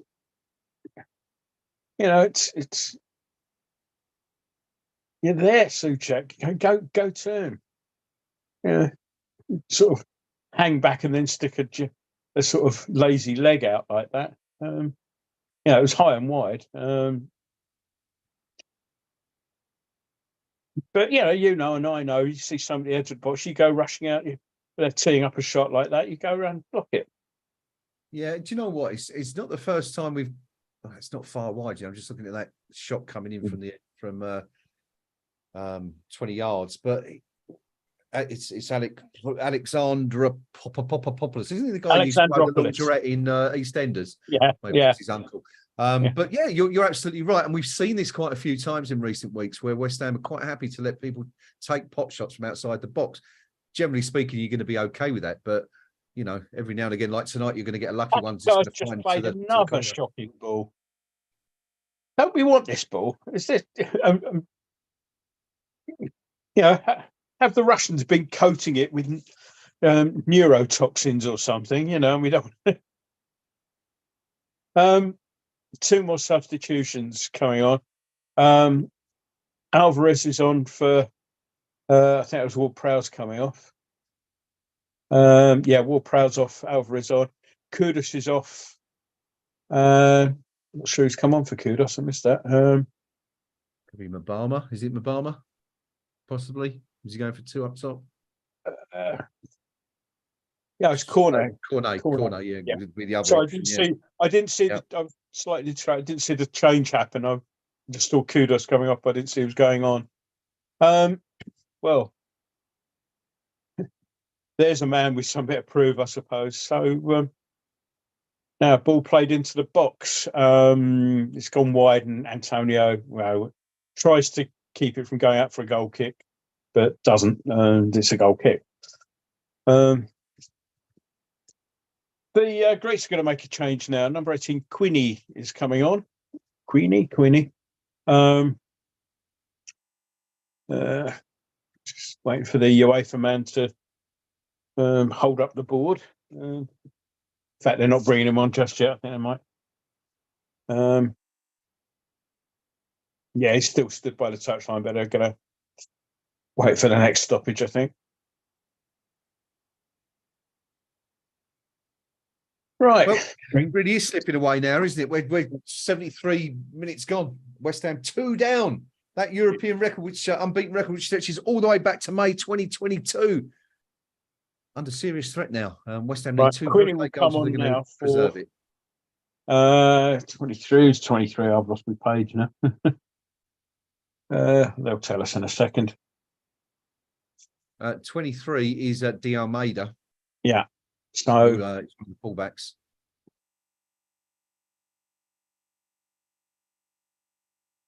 You said there was 2, didn't you? You said there was going to make two changes. No, just the one. I think there was only the one player there. It was De Almeida was the one who put the ball in for credited with the assist for Ogbonna's goal. Yeah. Oh, just see a little coming together there between Antonio and Perozzo. I think it's the centre half. You would have seen that a few moments ago, just before the substitution was made. It could be quite I naughty, missed that. Yeah, I missed that. I don't know if it was a tented headbutt by Antonio, but he didn't look happy about the challenge. Yeah. Obviously nothing came of it, but it's been through the back of him a couple of times. One given, one not. Well, obviously I don't want Antonio to be caught headbutting him, but We've just seen a replay of that Bonner goal. That's an absolute howler, isn't it? Yeah. That own goal. What a shocker. No need to touch it. Could have just left it. It's drifting wide. Keeper's got it covered. Should have from there. Cornet forces a corner there, I think, and because we've got no Ward-Prowse to take it, so Emerson's going across to take it. How ironic would it be when we've got Ward-Prowse has gone off that we actually score one from somebody else's corner. Emerson plays it across. It's cleared outside, and it's going to have to be retrieved there by Cornet. Alvarez now looking for. There we go. Well, we've got the ball in the box. Bowen plays a square ball inside the box, but it's behind everyone. And Perozzo can clear that with a little bit of shakiness about the Greeks there. But yeah. Well, Paquetá's done it again where he's tried a little trick and just given it away. He's not in it at all tonight, is he? Absolutely not interested at all. Don't know why he's out there. Doesn't want to be out there playing. You can see it. Antonio's picked up the yellow that he's been angling for because he's just clattered the centre half off the ball. Is that Perozzo again, the number 25? Yeah. There's a little bit of. He's just on the floor. I mean, he's just pushed him in the back, and of course he's gone first clutching his back, and then his face. Yeah, Antonio's just running at the back of him, which is deliberately. It's So it was deserved yellow.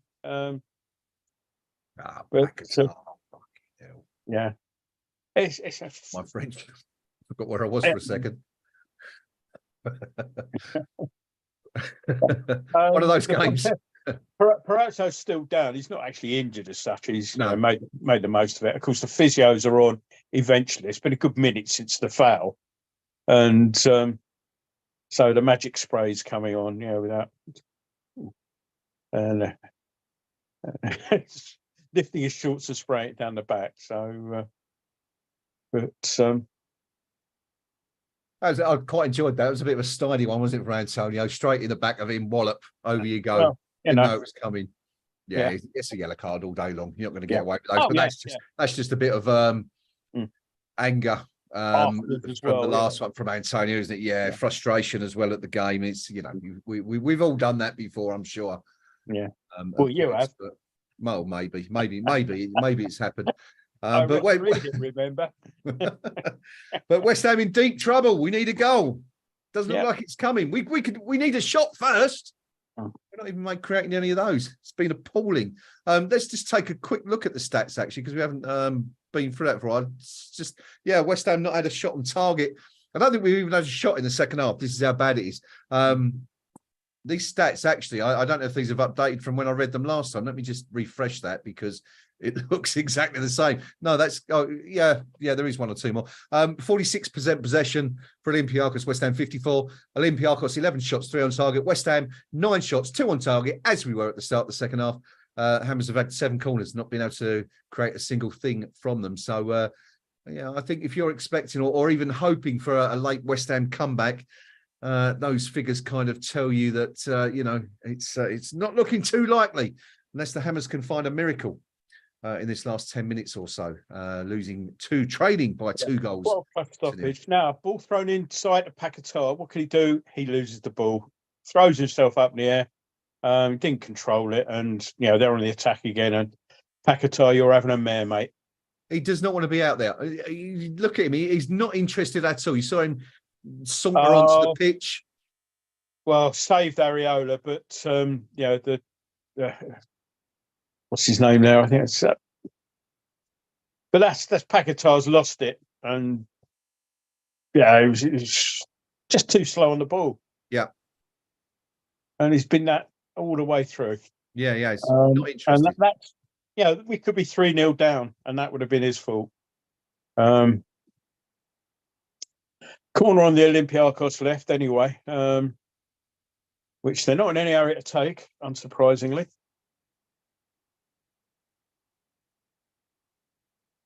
Oh, and let's see, what's his name? The Pedoza gets across his man at the near post, heads it wide, but it's need to be a little bit better than that. So, well, we're just coming up for 10 minutes of normal time to go. There'll be a bit of stoppage. We've had substitutions and physio breaks, and we nearly give it away again, but we got it back. And now Bowen's on the ball. What can he do here? Bursts into the box.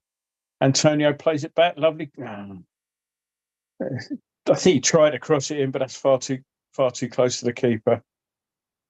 Well, to be fair to Paquetá, I've just seen that challenge again, and he gets fouled. I give it back as he's cleared the ball. It's one of those ones where the players come in on the top of his foot, and so I apologise to Paquetá for that one. He was fouled. So just saw it then. I think it was typical Paquetá making a meal of it, but and now Souček's gone down after a challenge, and the referee's given a free kick the other way by looks of things. Have a look. Well, the guy's gone and made it back underneath it. That's a dangerous challenge from the Greek number 4 there. Oh, Jesus Christ. We've just seen. I've just seen, I think it's Mavropanos from about 30 yards, just chip the ball into the goalkeeper's hands. Yeah, that was Mavropanos. I'm waiting until you see this. Souček jumps for the ball, the player goes underneath and into his back. Yeah. And somehow that's a free kick to the Greek. That is just completely wrong. Yeah. It's just how that's a Greek free kick, I do not know. That is the thing is with things like that, you've got to question the referee's research, I think, really, because you know Souček, he's never going to take a dive. I don't think I've ever seen him take a dive. He's a completely honest player. Yeah. He's not going to go down unless he's got good reason to. I don't think he was penalised for the dive. I think the referee thought he was responsible for the collision. Right. I see. He clearly wasn't. Yeah, the guy's gone in on his back. Yeah.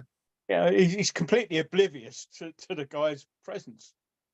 Yeah, I'm probably not going to be able to comment because yet again my stream is down, so it's been a bit like that all night, which isn't such a bad thing given what's happening in in the match. That's a foul in rugby, says David O'Rourke. I presume he's referring to that challenge in midair, isn't it? Yeah, the challenge on Souček. Souček gives the ball away again, promising position again. They got us on the break here now, and it's this could undo. I mean, not in any hurry to move forward with it, thankfully, but it's just a lazy ball from Souček. Thankfully, it's catching, and they've given the ball, put the ball out for a throw-in, when needless throw-in. But and we nearly do the same, but Paquetá manages to keep it in. Cross in from Paquetá. Again, we don't make the most of it. We've got the ball back though. Paquetá on the ball now. I mean, again, he just runs into a player and loses out. And again, he just has a little hack. He's a bit lucky there because, another yellow and he's off, of course. And of course, again, feels the touch and he's going to make the most of this. 7 minutes plus stoppage here, and I don't see us. No. Yeah. It's not happening, is it? It's just one of those. It hasn't been happening for the first minute.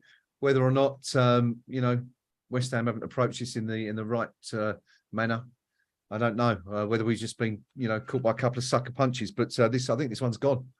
It looks like that run's coming to an end. 17 games. Well, still a record. We'll have to start again, won't we? Yep. Indeed. Sorry, kick the cat out, making too much noise.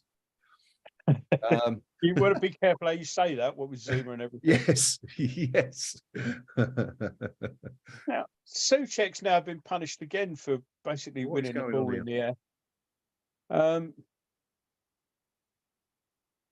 Some odd refereeing here. Oh, a little nudge in the back. I'll give him that one. Yeah. Greek's making another couple of substitutes.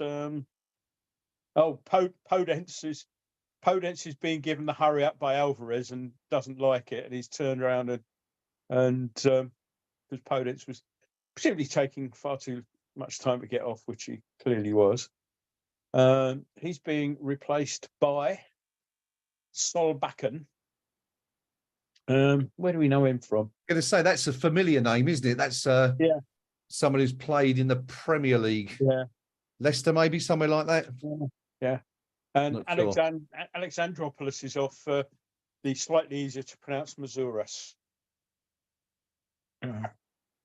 So that's a time wasting substitution because it takes the officials that long to write the name out, doesn't it? Can confirm Solbakken has never played in the Premier League. Started his career with Ranheim in Norway, moved to Bodo, off to Roma, and now he's on loan at Olympiacos. So it must be a similarly named player. But this one's I was going to say he's a youngster. He's 25, but he's only just played about 100 times in his career, which is now great. Antonio bursts forward. Come on, Mickey. Right. Come on, son. Too far. It's too far ahead of Bowen, and it's gone out harmlessly for a throw-in. Kera wasn't far enough forward. And it was if he could have got that into Bowen, we were in there. He didn't, and we weren't. So just under 5 minutes left, 4 minutes now to play. I think we're still waiting for our first shot of the second half. That's how poor West Ham have been here tonight. We were better in the half. Now we win the ball back here. There's a foul there, but the referees let play go on. Antonio out on the right-hand side gets the cross in, and it's not dealt with very well. And it's a goal. What a goal! What a goal! Paquetá's it's crossed in from Antonio, headed out to the edge of the box. Paquetá's hit the thing first time and straight as an arrow. So 4 minutes and still a bit of time to get something out of this. Well, it's on. Wow. Comeback is on. We were saying it was all over, but there you go. First shot of the second half was an absolute belter from Lucas Paquetá. Wow. Gnome likes it. Gnome likes it. It looks better every time you see it. I mean, wow. I've still not seen it. Oh, it's a cracker. It's on the full volley. Keeps it low. Bottom left-hand corner. What a goal. So West Ham have won back possession on the right-hand side. Mickey Antonio's got the ball in the right channel up against three players. Gets across, headed out to the edge of the box. In comes Paquetá. My God, that's some strike. Wallop on the volley. Bottom left-hand corner of the net from 20 yards. Great finish. Come on, you Irons. Game on. Our mate Padoza's down again. Antonio's won the ball in the air off him, and as is the modern trait now. Anytime there's Bonner's really, really angry because everybody knows this is not. Well, there's a collision. There's not a foul, and players, as soon as the ball gets near there, Bonner's been given a yellow card for complaining, I think there. But every time that there's a player goes down nowadays, they clutch their head. That one, maybe there was a bit of contact there, but you know. I think that's what's frustrated Ogbonna. He thinks it's one of the clutching head. We saw it against Villa, didn't we? Yeah.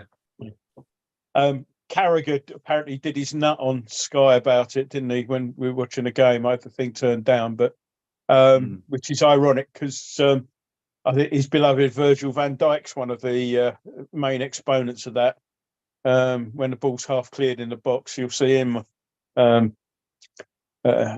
Apparently suffering a migraine. So we got a minute and a half plus stoppage, and there'll be a bit of this. Now, I think what happened? I think we had the ball there. Yeah. So he's yeah, Perozo's well enough to continue. He'll be on as soon as the ball's in play.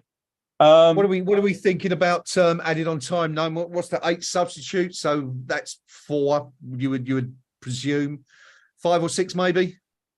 I'd say a good 5. Yeah. Now that very quick, very shortly. Yeah. We're in the last minute anyway. Throwing to West Ham deep in Olympiacos territory, which Antonio's going to. Antonio's pointing the penalty spot. Antonio throws the long ball in, hoists it in. It's got it back, plays the ball down the line.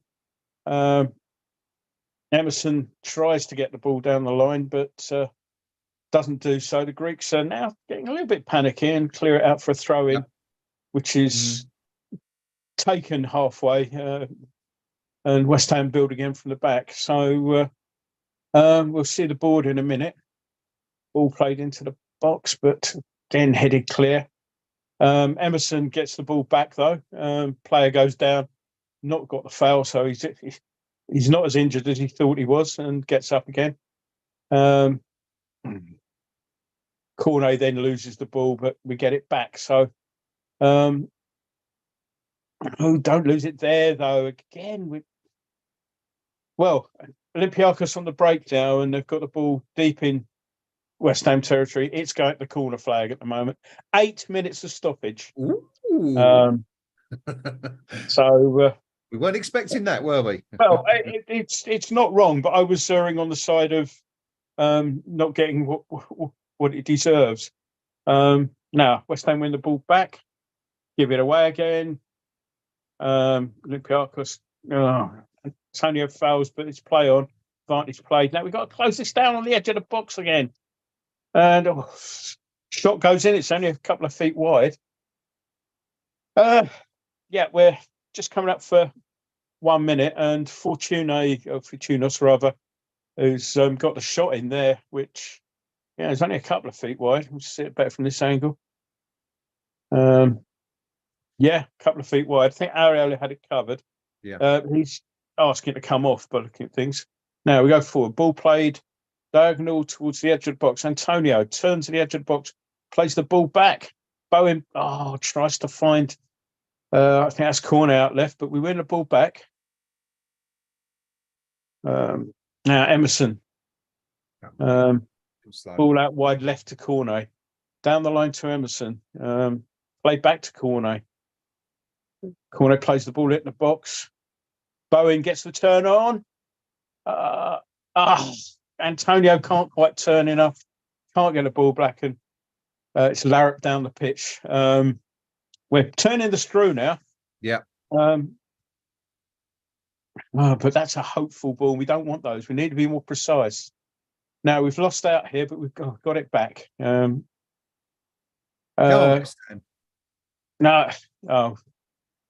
Given a free kick there.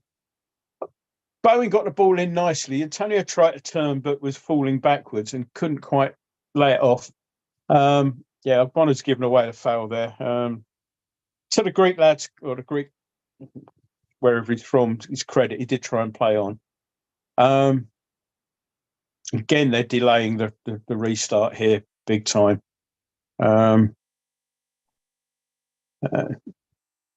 Now it's played again. They're the ones now doing the hopeful balls, and we've won it back.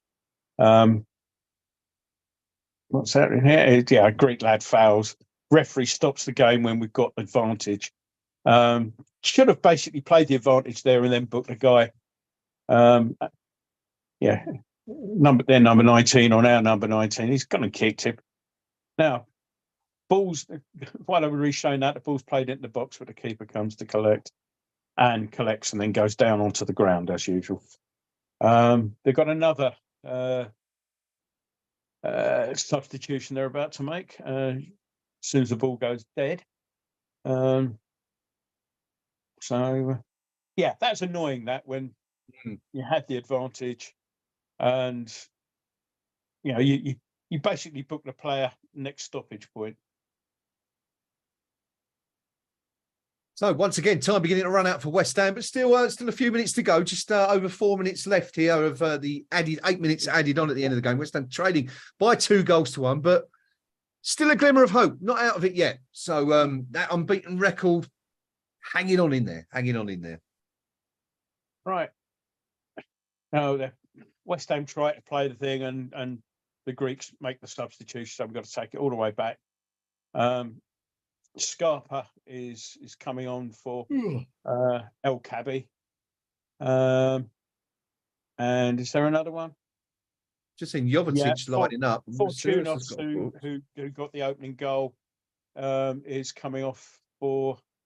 They're just showing his goal again, for about the 4 millionth time. Fortunis. That's how you put it. Fortunos. Fortunis is coming off to be replaced by Jovetic. Yeah, he's been stood there by the touchline for quite some time now. Yeah. Right. So 4 minutes and 45 seconds to go. Played of stoppage time. There'll be a little bit more for these substitutions.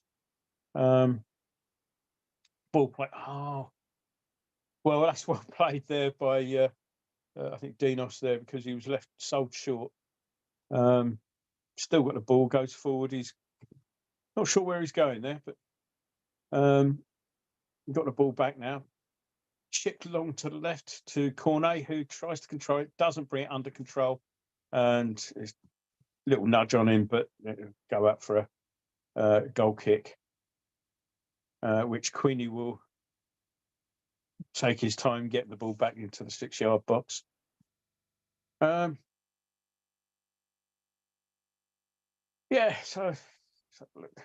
Cornet didn't quite bring it under control, and he's just given a little shove, which meant he couldn't keep it in. They've taken their time about these goal kicks as well.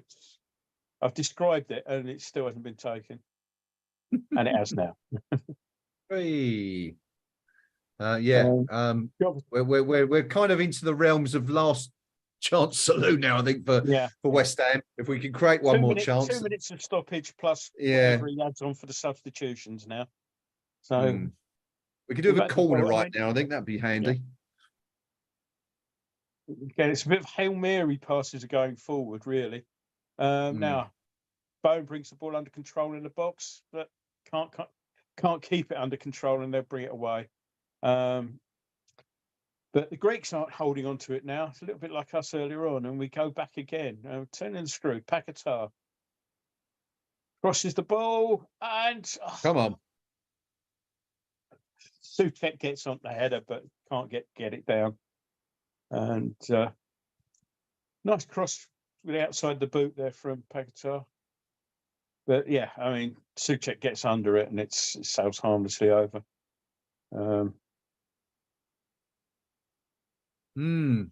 Yeah, that could be it for West Ham. That really could. What's his name? The Perozzo's down again with cramp this time. There probably isn't an inch of his body that hasn't been treated somewhere today, because he's been down so much. Remember an old West Ham annual I had when I was a kid, and it won't mean anyone to anybody under a certain age, but I remember Rob Jenkins, the physio, described or nicknamed Trevor Brooking as Cyril Lord, because he was always on the carpet. That's one for the really old people there. I could say who? Cyril Lord?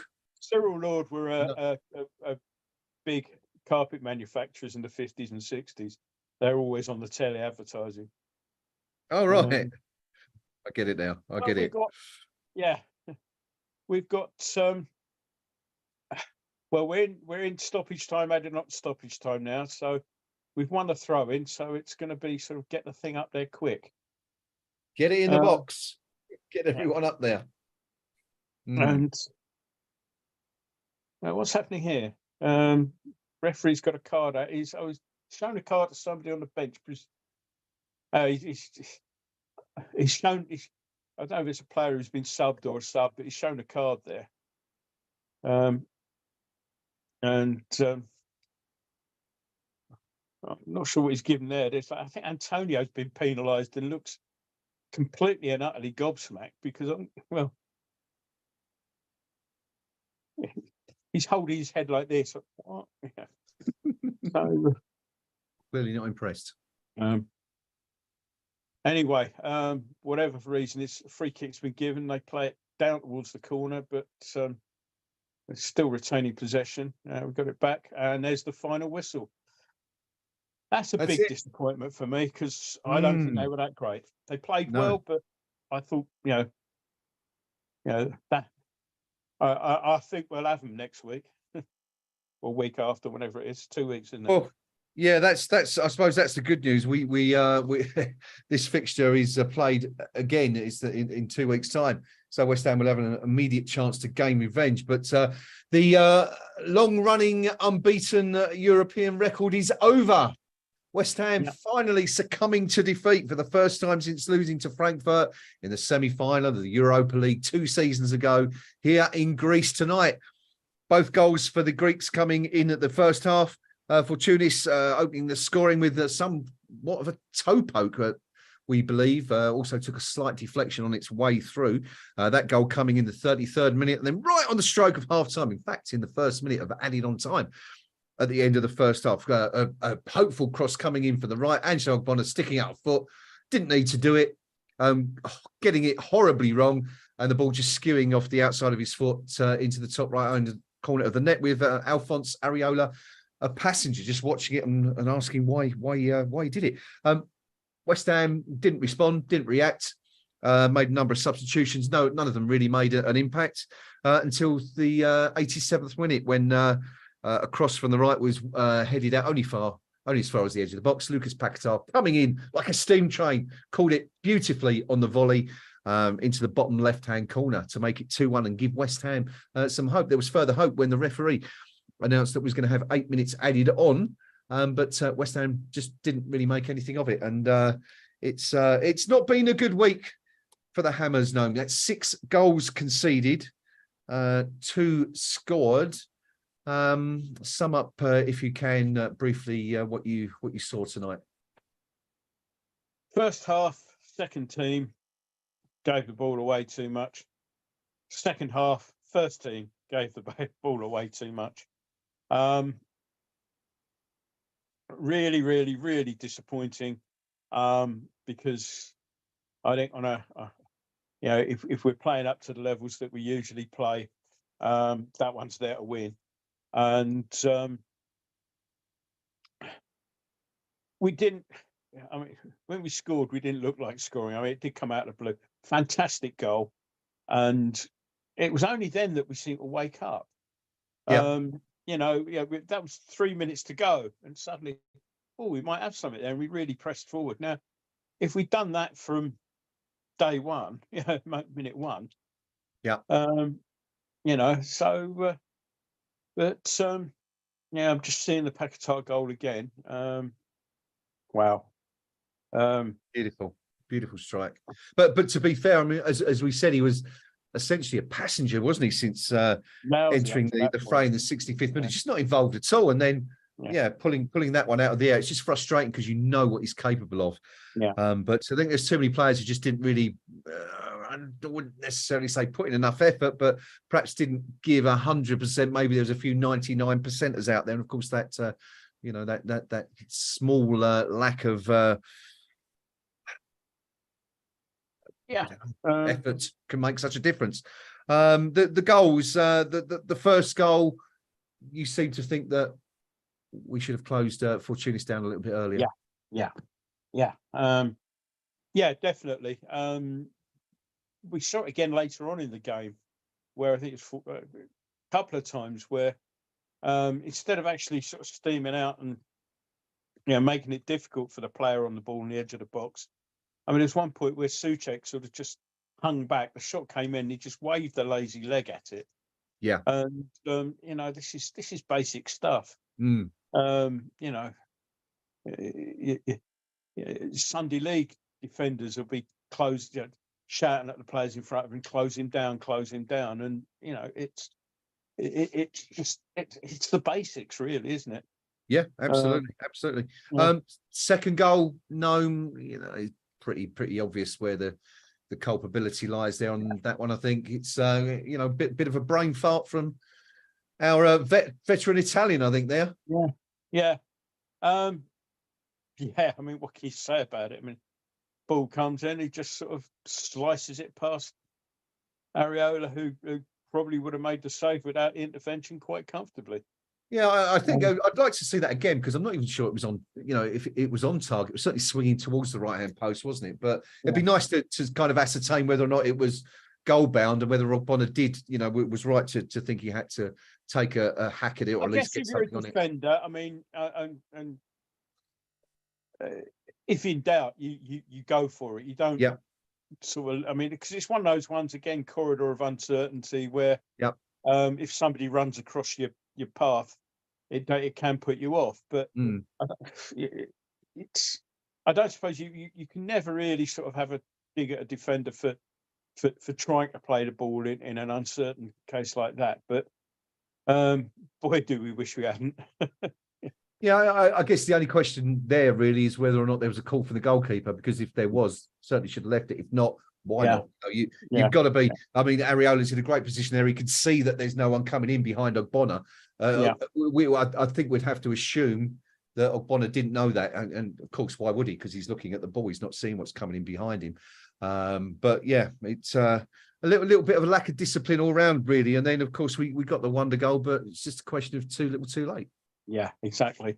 Too many times. I mean, we had a spell just after Antonio came on, where we were pushing, and then we gave the ball, a really stupid ball, away deep in their territory. We didn't get it back for 5 minutes, and that just took the sting out of what we were trying to do. And we end up we end up sort of chasing the game. If we got that goal earlier, who knows? We can tell you that Freiburg have gone on to win that game in Serbia against Topola. They were goal down, one behind to Nemanja Petrovic's early strike, but a hat trick from Vincenzo Grifo. All second half goals mean that Freiburg have taken 3 points and go level at the top of Group A with West Ham. The Hammers still top of the group, of course, with a better record between the two teams and the better goal difference. No, actually, that's not true, because the goal difference is exactly the same, both on +2. It's the record between the two, isn't it? Let's keep it West Ham top. But interesting, that win for Olympiacos. Of course, Olympiacos prior to tonight had taken just 1 point from their opening two games. Lost to Freiburg at home, drew with Topola, and of course coming to win that. But it makes the group very interesting. West Ham and Freiburg both on 6 points. Olympiacos now on 4. So West Ham were really, really comfortable before tonight, but that's kind of all changed, and just adds a little bit of pressure known to that next game against Olympiacos. I mean, of course, lose that, we're in big trouble, but we've got some work to do again. I think we'll win that. I think we'll start with the first team. Definitely start with the first team for that one. And with that on from the start, I still think we'll win that. I thought we made them look better than they were today. That the atmosphere or whatever, will also have an effect.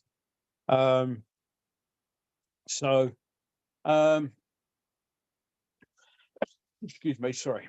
So I think we win that game, then that puts us sort of well back on course. But we're still well on target. I think one way or another we're still going to be in Europe come the new year, because at the end of the day, I think the worst that will happen is we're back in the conference, Europa Conference League. Which is probably an easier win, but anyway, but okay. Let's just take a quick look around the other grounds to see what happened tonight. 8 games, early games in the Europa League and the Conference League. Start with the Europa League. We brought you news of Freiburg's winning Topola. Real Betis winning in Cyprus, beating Aris Limassol 1-0. Iosi Perez, former Newcastle man, scoring the only goal of the game, 15 minutes from time, to give Manuel Pellegrini's team a narrow win that keeps them top of Group C, 2 points clear of Sparta Prague. Prague hosting Rangers tonight. That one ended 0-0, no goals in that one. Elsewhere, Marseille 3, AEK Athens 1. Athens ending the game with 10 men after Sissan Stankovic was sent off after 57 minutes. Marseille coming through that comfortably to lead Group B. Elsewhere, Sporting couldn't hang on for the win against Rakow, who equalised. Do you mean Yes, Rakow them. Nestochova? That's the one. Yeah.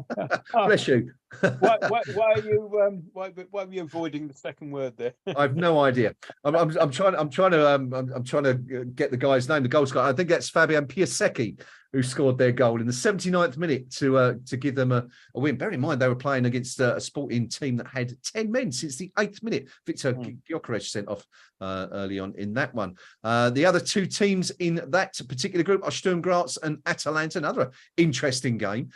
Sturm Graz took the lead. Atalanta scored twice to go 2-1 up, including the second in the 7th minute of added on time at the end of the first half. Stefan Hielander sent off for Sturm Graz 7 minutes into the second half. So they're in all sorts of trouble. They're 2-1 down and with 10 men. However, they managed to snatch a point when Szymon Vlodaric scored from the penalty spot with 10 minutes remaining to give Sturm Graz a vital point that keeps them level second with Sporting in the table. Atalanta, 2 wins and a draw are 3 points clear at the top of that group. Elsewhere, Mulder 5, Hacken 1. The only other score in the Europa League. Conference League, quick run for the results. Key 3, Olympia 0, Ghent 5, Breidablik 0, Balakani 1, Astana 2, Lugano 1, Club Brugge 3. Alkmaar managed to get a goal back at the end. They were 4-0 down at home to Aston Villa, but Ibrahim Sadiq's 65th minute goal gives them a kind of veneer of respectability, I suppose you could say. But 2 4-1 wins for Aston Villa in a week. They'll be very happy about that. Lille were 2-0 now. Could this be a turning point for the French Cup? Bottom of Liga, sent to the bottom after defeat at the weekend. 1-0 down at home to Slovan Bratislava. But managed to turn it around and win it. Yusuf Yaziki scoring on 68th minute, and then Remy Cabella, 8 minutes to go, puts the French side ahead. Lucas Lovat was sent off 6 minutes from time for Bratislava. So Lille managing to win that one and go top of Group A. Fenerbahce 3, Ludogorets 1, Lugano 1, Club Brugge 3. I think that's everything brought up to date for you. Noam, quick look ahead to the weekend before we call it a day. It's Everton at home, a game on paper West Ham will be favourites for. Everton haven't been that bad though in recent weeks. Not been picking up many points, but they've been quite solid. I mean, we saw them at Liverpool last week, and there wasn't a lot between the two teams. VAR basically was the difference between the two teams. Not for the first time at Anfield. As is so often the case at Anfield. Not yes, that you'd ever know it from their whinging, but no, that's right. But what do you make of Everton and the challenge West Ham face on Sunday? I think they're stronger than I think that you'd think from the results. But having said that, you get into a bit of a sort of spiral where, you lose games despite how well you think you're playing, and things are going against you, and so you get all that happening. I think they're just beginning to get into one of those. I think they're kind of relying again this season on there being 3 worse teams than them. Yes, and they just about did it last year. I mean, if they hadn't beat Bournemouth on that last day when we were up at losing at Villa, I think they'd have gone down. I think if you look out, they're a club in all sorts of mess. There's rumours that the current investigation into their finances, that a pretty hefty points penalty is being sought. That's right. Yeah, I mean, it's been recommended that they receive a fine of up to 12 points. Now, you mentioned there they've got to find 3 teams better than them. That's going to be awfully difficult. It's going to be difficult if that word is true and it actually comes to pass. Obviously, you don't think that's likely to happen? I don't know. It's been recommended, I understand, but it's one of these things where the Premier League have said, right, we think they've done this, that, and the other. And if that is the case, if you, the independent tribunal, find them guilty of that, we would like you to fine them 12 points. Now, Everton, for their point, I are are saying that they are completely innocent of the charges that have been raised against them. Yeah. They've got their own independent review of this, and that they're happy that they will be exonerated. Mm. So, you know, it's you know, the 12-point demand, if you like, or request is a headline maker. It's what they're going to say. Yeah. Because it's what the papers are going to say, because that's what's grabbing the headline. But it's like, you know, it's like somebody in a country would have got the death penalty, and you know, the prosecution say, you know, he's found guilty, we'd like the death penalty. Yeah, find him guilty first, yeah, and then and think about it. So, you know, it was a double yellow line he parked on, you know. But, it's so there's a long way to go on that. So Yeah. I wouldn't read too much into the 12-point penalty thing just yet. In terms of Sunday, though, I mean, In terms of Sunday, West Ham? I think we'll win. I think we'll be too strong for them. You look at them, and okay, they're you say they've been playing better, but sorry, I've been joined. We have a third member of the team. Yeah. This is Alfie. He's more entertaining than we are. He's moved further than Lucas. He probably pronounced those team names better than we do. Anyway, yes. I think that might be no. I think when you look through their team, you know, there are players who they're kind of relying on, who just think, you know, are they really that good? I mean, yeah, there's a lot made on Calvert-Lewin, for example, who, you know, even when he's been fit, has he been really? I mean, you know, no disrespect to him, but I don't think he's got a great goal scoring record, even when he's been fit, and he's had a lot of injury problems. I remember the same having a debate with me, much missed best mate Dave, who was a Newcastle supporter, over Shola Amiobi, and who kept getting picked, and you know, they said he's a lovely guy, but he don't score goals for you, though, does he? And he played hundreds of times through, over 100 times through. Yeah. And so it's a great story about the late Bobby Robson. Amiobi got called up for the England under-21s, and it's his first day there, and I think it's Howard Wilkinson might have been managing him at the time, and said, Shola, he says, you know, have you got a nickname? And he says, no, I'm just Shola, really. He says, oh, come on, everyone's got a nickname. What does Bobby Robson call you? And he said, Carl Court. Dear old Bobby was terrible with the old names. Yeah, he was kind of renowned for that, wasn't he? Incorrectly naming his players. Yeah. So. Yeah. So right, yeah, well, I think we'll win. I think we'll win 3-1, and yeah, I mean, and then after that is Arsenal. Arsenal League Cup. Yeah. Yep. So just one more thing before we go. Got to ask you for your views on this. Premier League fixtures, changes to the Premier League fixtures were announced earlier today. West Ham playing Tottenham on a Thursday night in the Premier League, which is a strange one. But what do you make of this Chelsea and Wolves malarkey having to play on the evening of Christmas Eve? It seems a little bit unfair to the Chelsea fans. Not that I've got a great deal of sympathy for that lot, but it seems a bit harsh. Not that I've got any love for any Chelsea, but it's ludicrous. It's the I mean, not that anyone should be any doubt who runs the game. It's not the FA, it's Sky.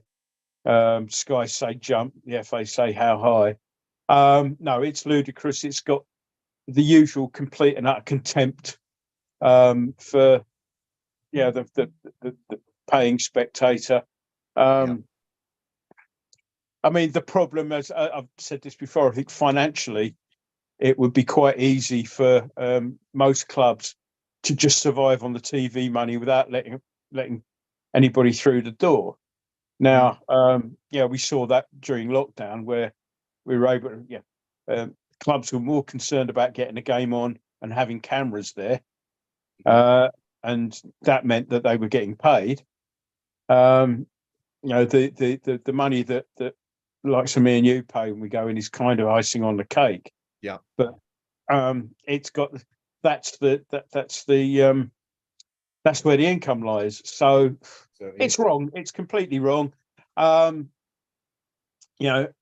Okay, people will point out that they used to play on Christmas Day and Boxing Day back in the day. Boxing Day is a long established tradition. You get out the house for the first time in 48 hours and blow away a few cobwebs and all that. There's that famous 1963, I think it was Christmas Day or Boxing Day, where the matches were clearly played by two teams. The winners being the one with the least bad hangover. We lost. I think we lost. That wasn't us that day, was it? It was. It was 8-2. We lost to Blackburn at home, and then 2 days later we played them again and beat them 3-1 at their place. Go figure. Yeah. But those were different times. I mean, back then you had trains on Christmas Day. It's only in my lifetime I can remember where they stopped running them on Christmas Day. Yeah, albeit it might be a limited service, but they'd have a train service for precisely this sort of thing.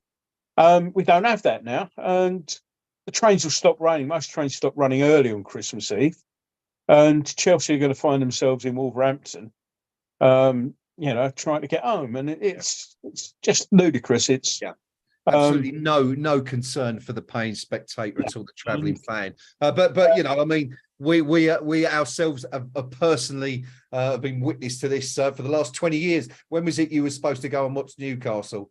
Weekend. That must be 20 years ago now. Yeah. It's one of my best match reports for a game we didn't get. It was a fantastic match report.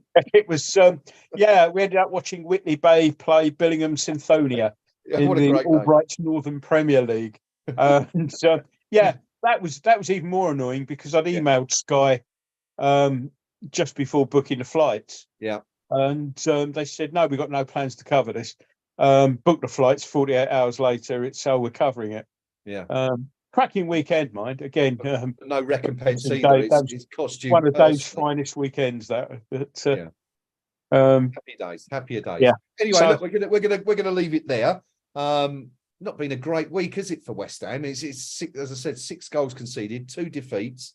The Sundays wasn't perhaps so unexpected, but I don't think anyone really expects us to go down tonight. So lots of work for Mr. Moyes to do in the next few days. Anyway, got to get that team up and at, because while some fans might not be that upset about losing to an informed Villa team, lose at home to Everton at the weekend, and I think the knives will certainly be out. Well, even more knives will be out, because the knives have never gone away for David Moyes for some people. Let's be honest, some people have just never taken to him, and I think it's fair to say at the first opportunity, they're looking to throw bars. So anyway, I mean, it doesn't matter. At the end of the day, his job is to win football matches, and West Ham need to get back to winning ways starting on Sunday against Everton. We will be covering that. Well, no, probably won't be, because he'll be there cheering the team on. But for those of us not going to the game, we will be covering it. So hopefully I'll see you again on Sunday afternoon on our stream. I might join you after the game if you'll have me on. Yeah, well, if we win, we might extend it a little bit. But it's terrible. That last Sunday, I just had enough. It was had a terrible weekend, and West Ham lost. Just to cap it all. But anyway, thank you, Noam, for your company tonight. As always, excellent company, tip top coverage of what we've seen. Thank you to everyone for joining us live on the stream. Thank you for all your comments, as always. And so we will be back on Sunday. Do join us again then. Until then, keep your tins up, folks. Things can only get better, as someone once memorably saying. Until then, come on, you Irons. Cheers, all.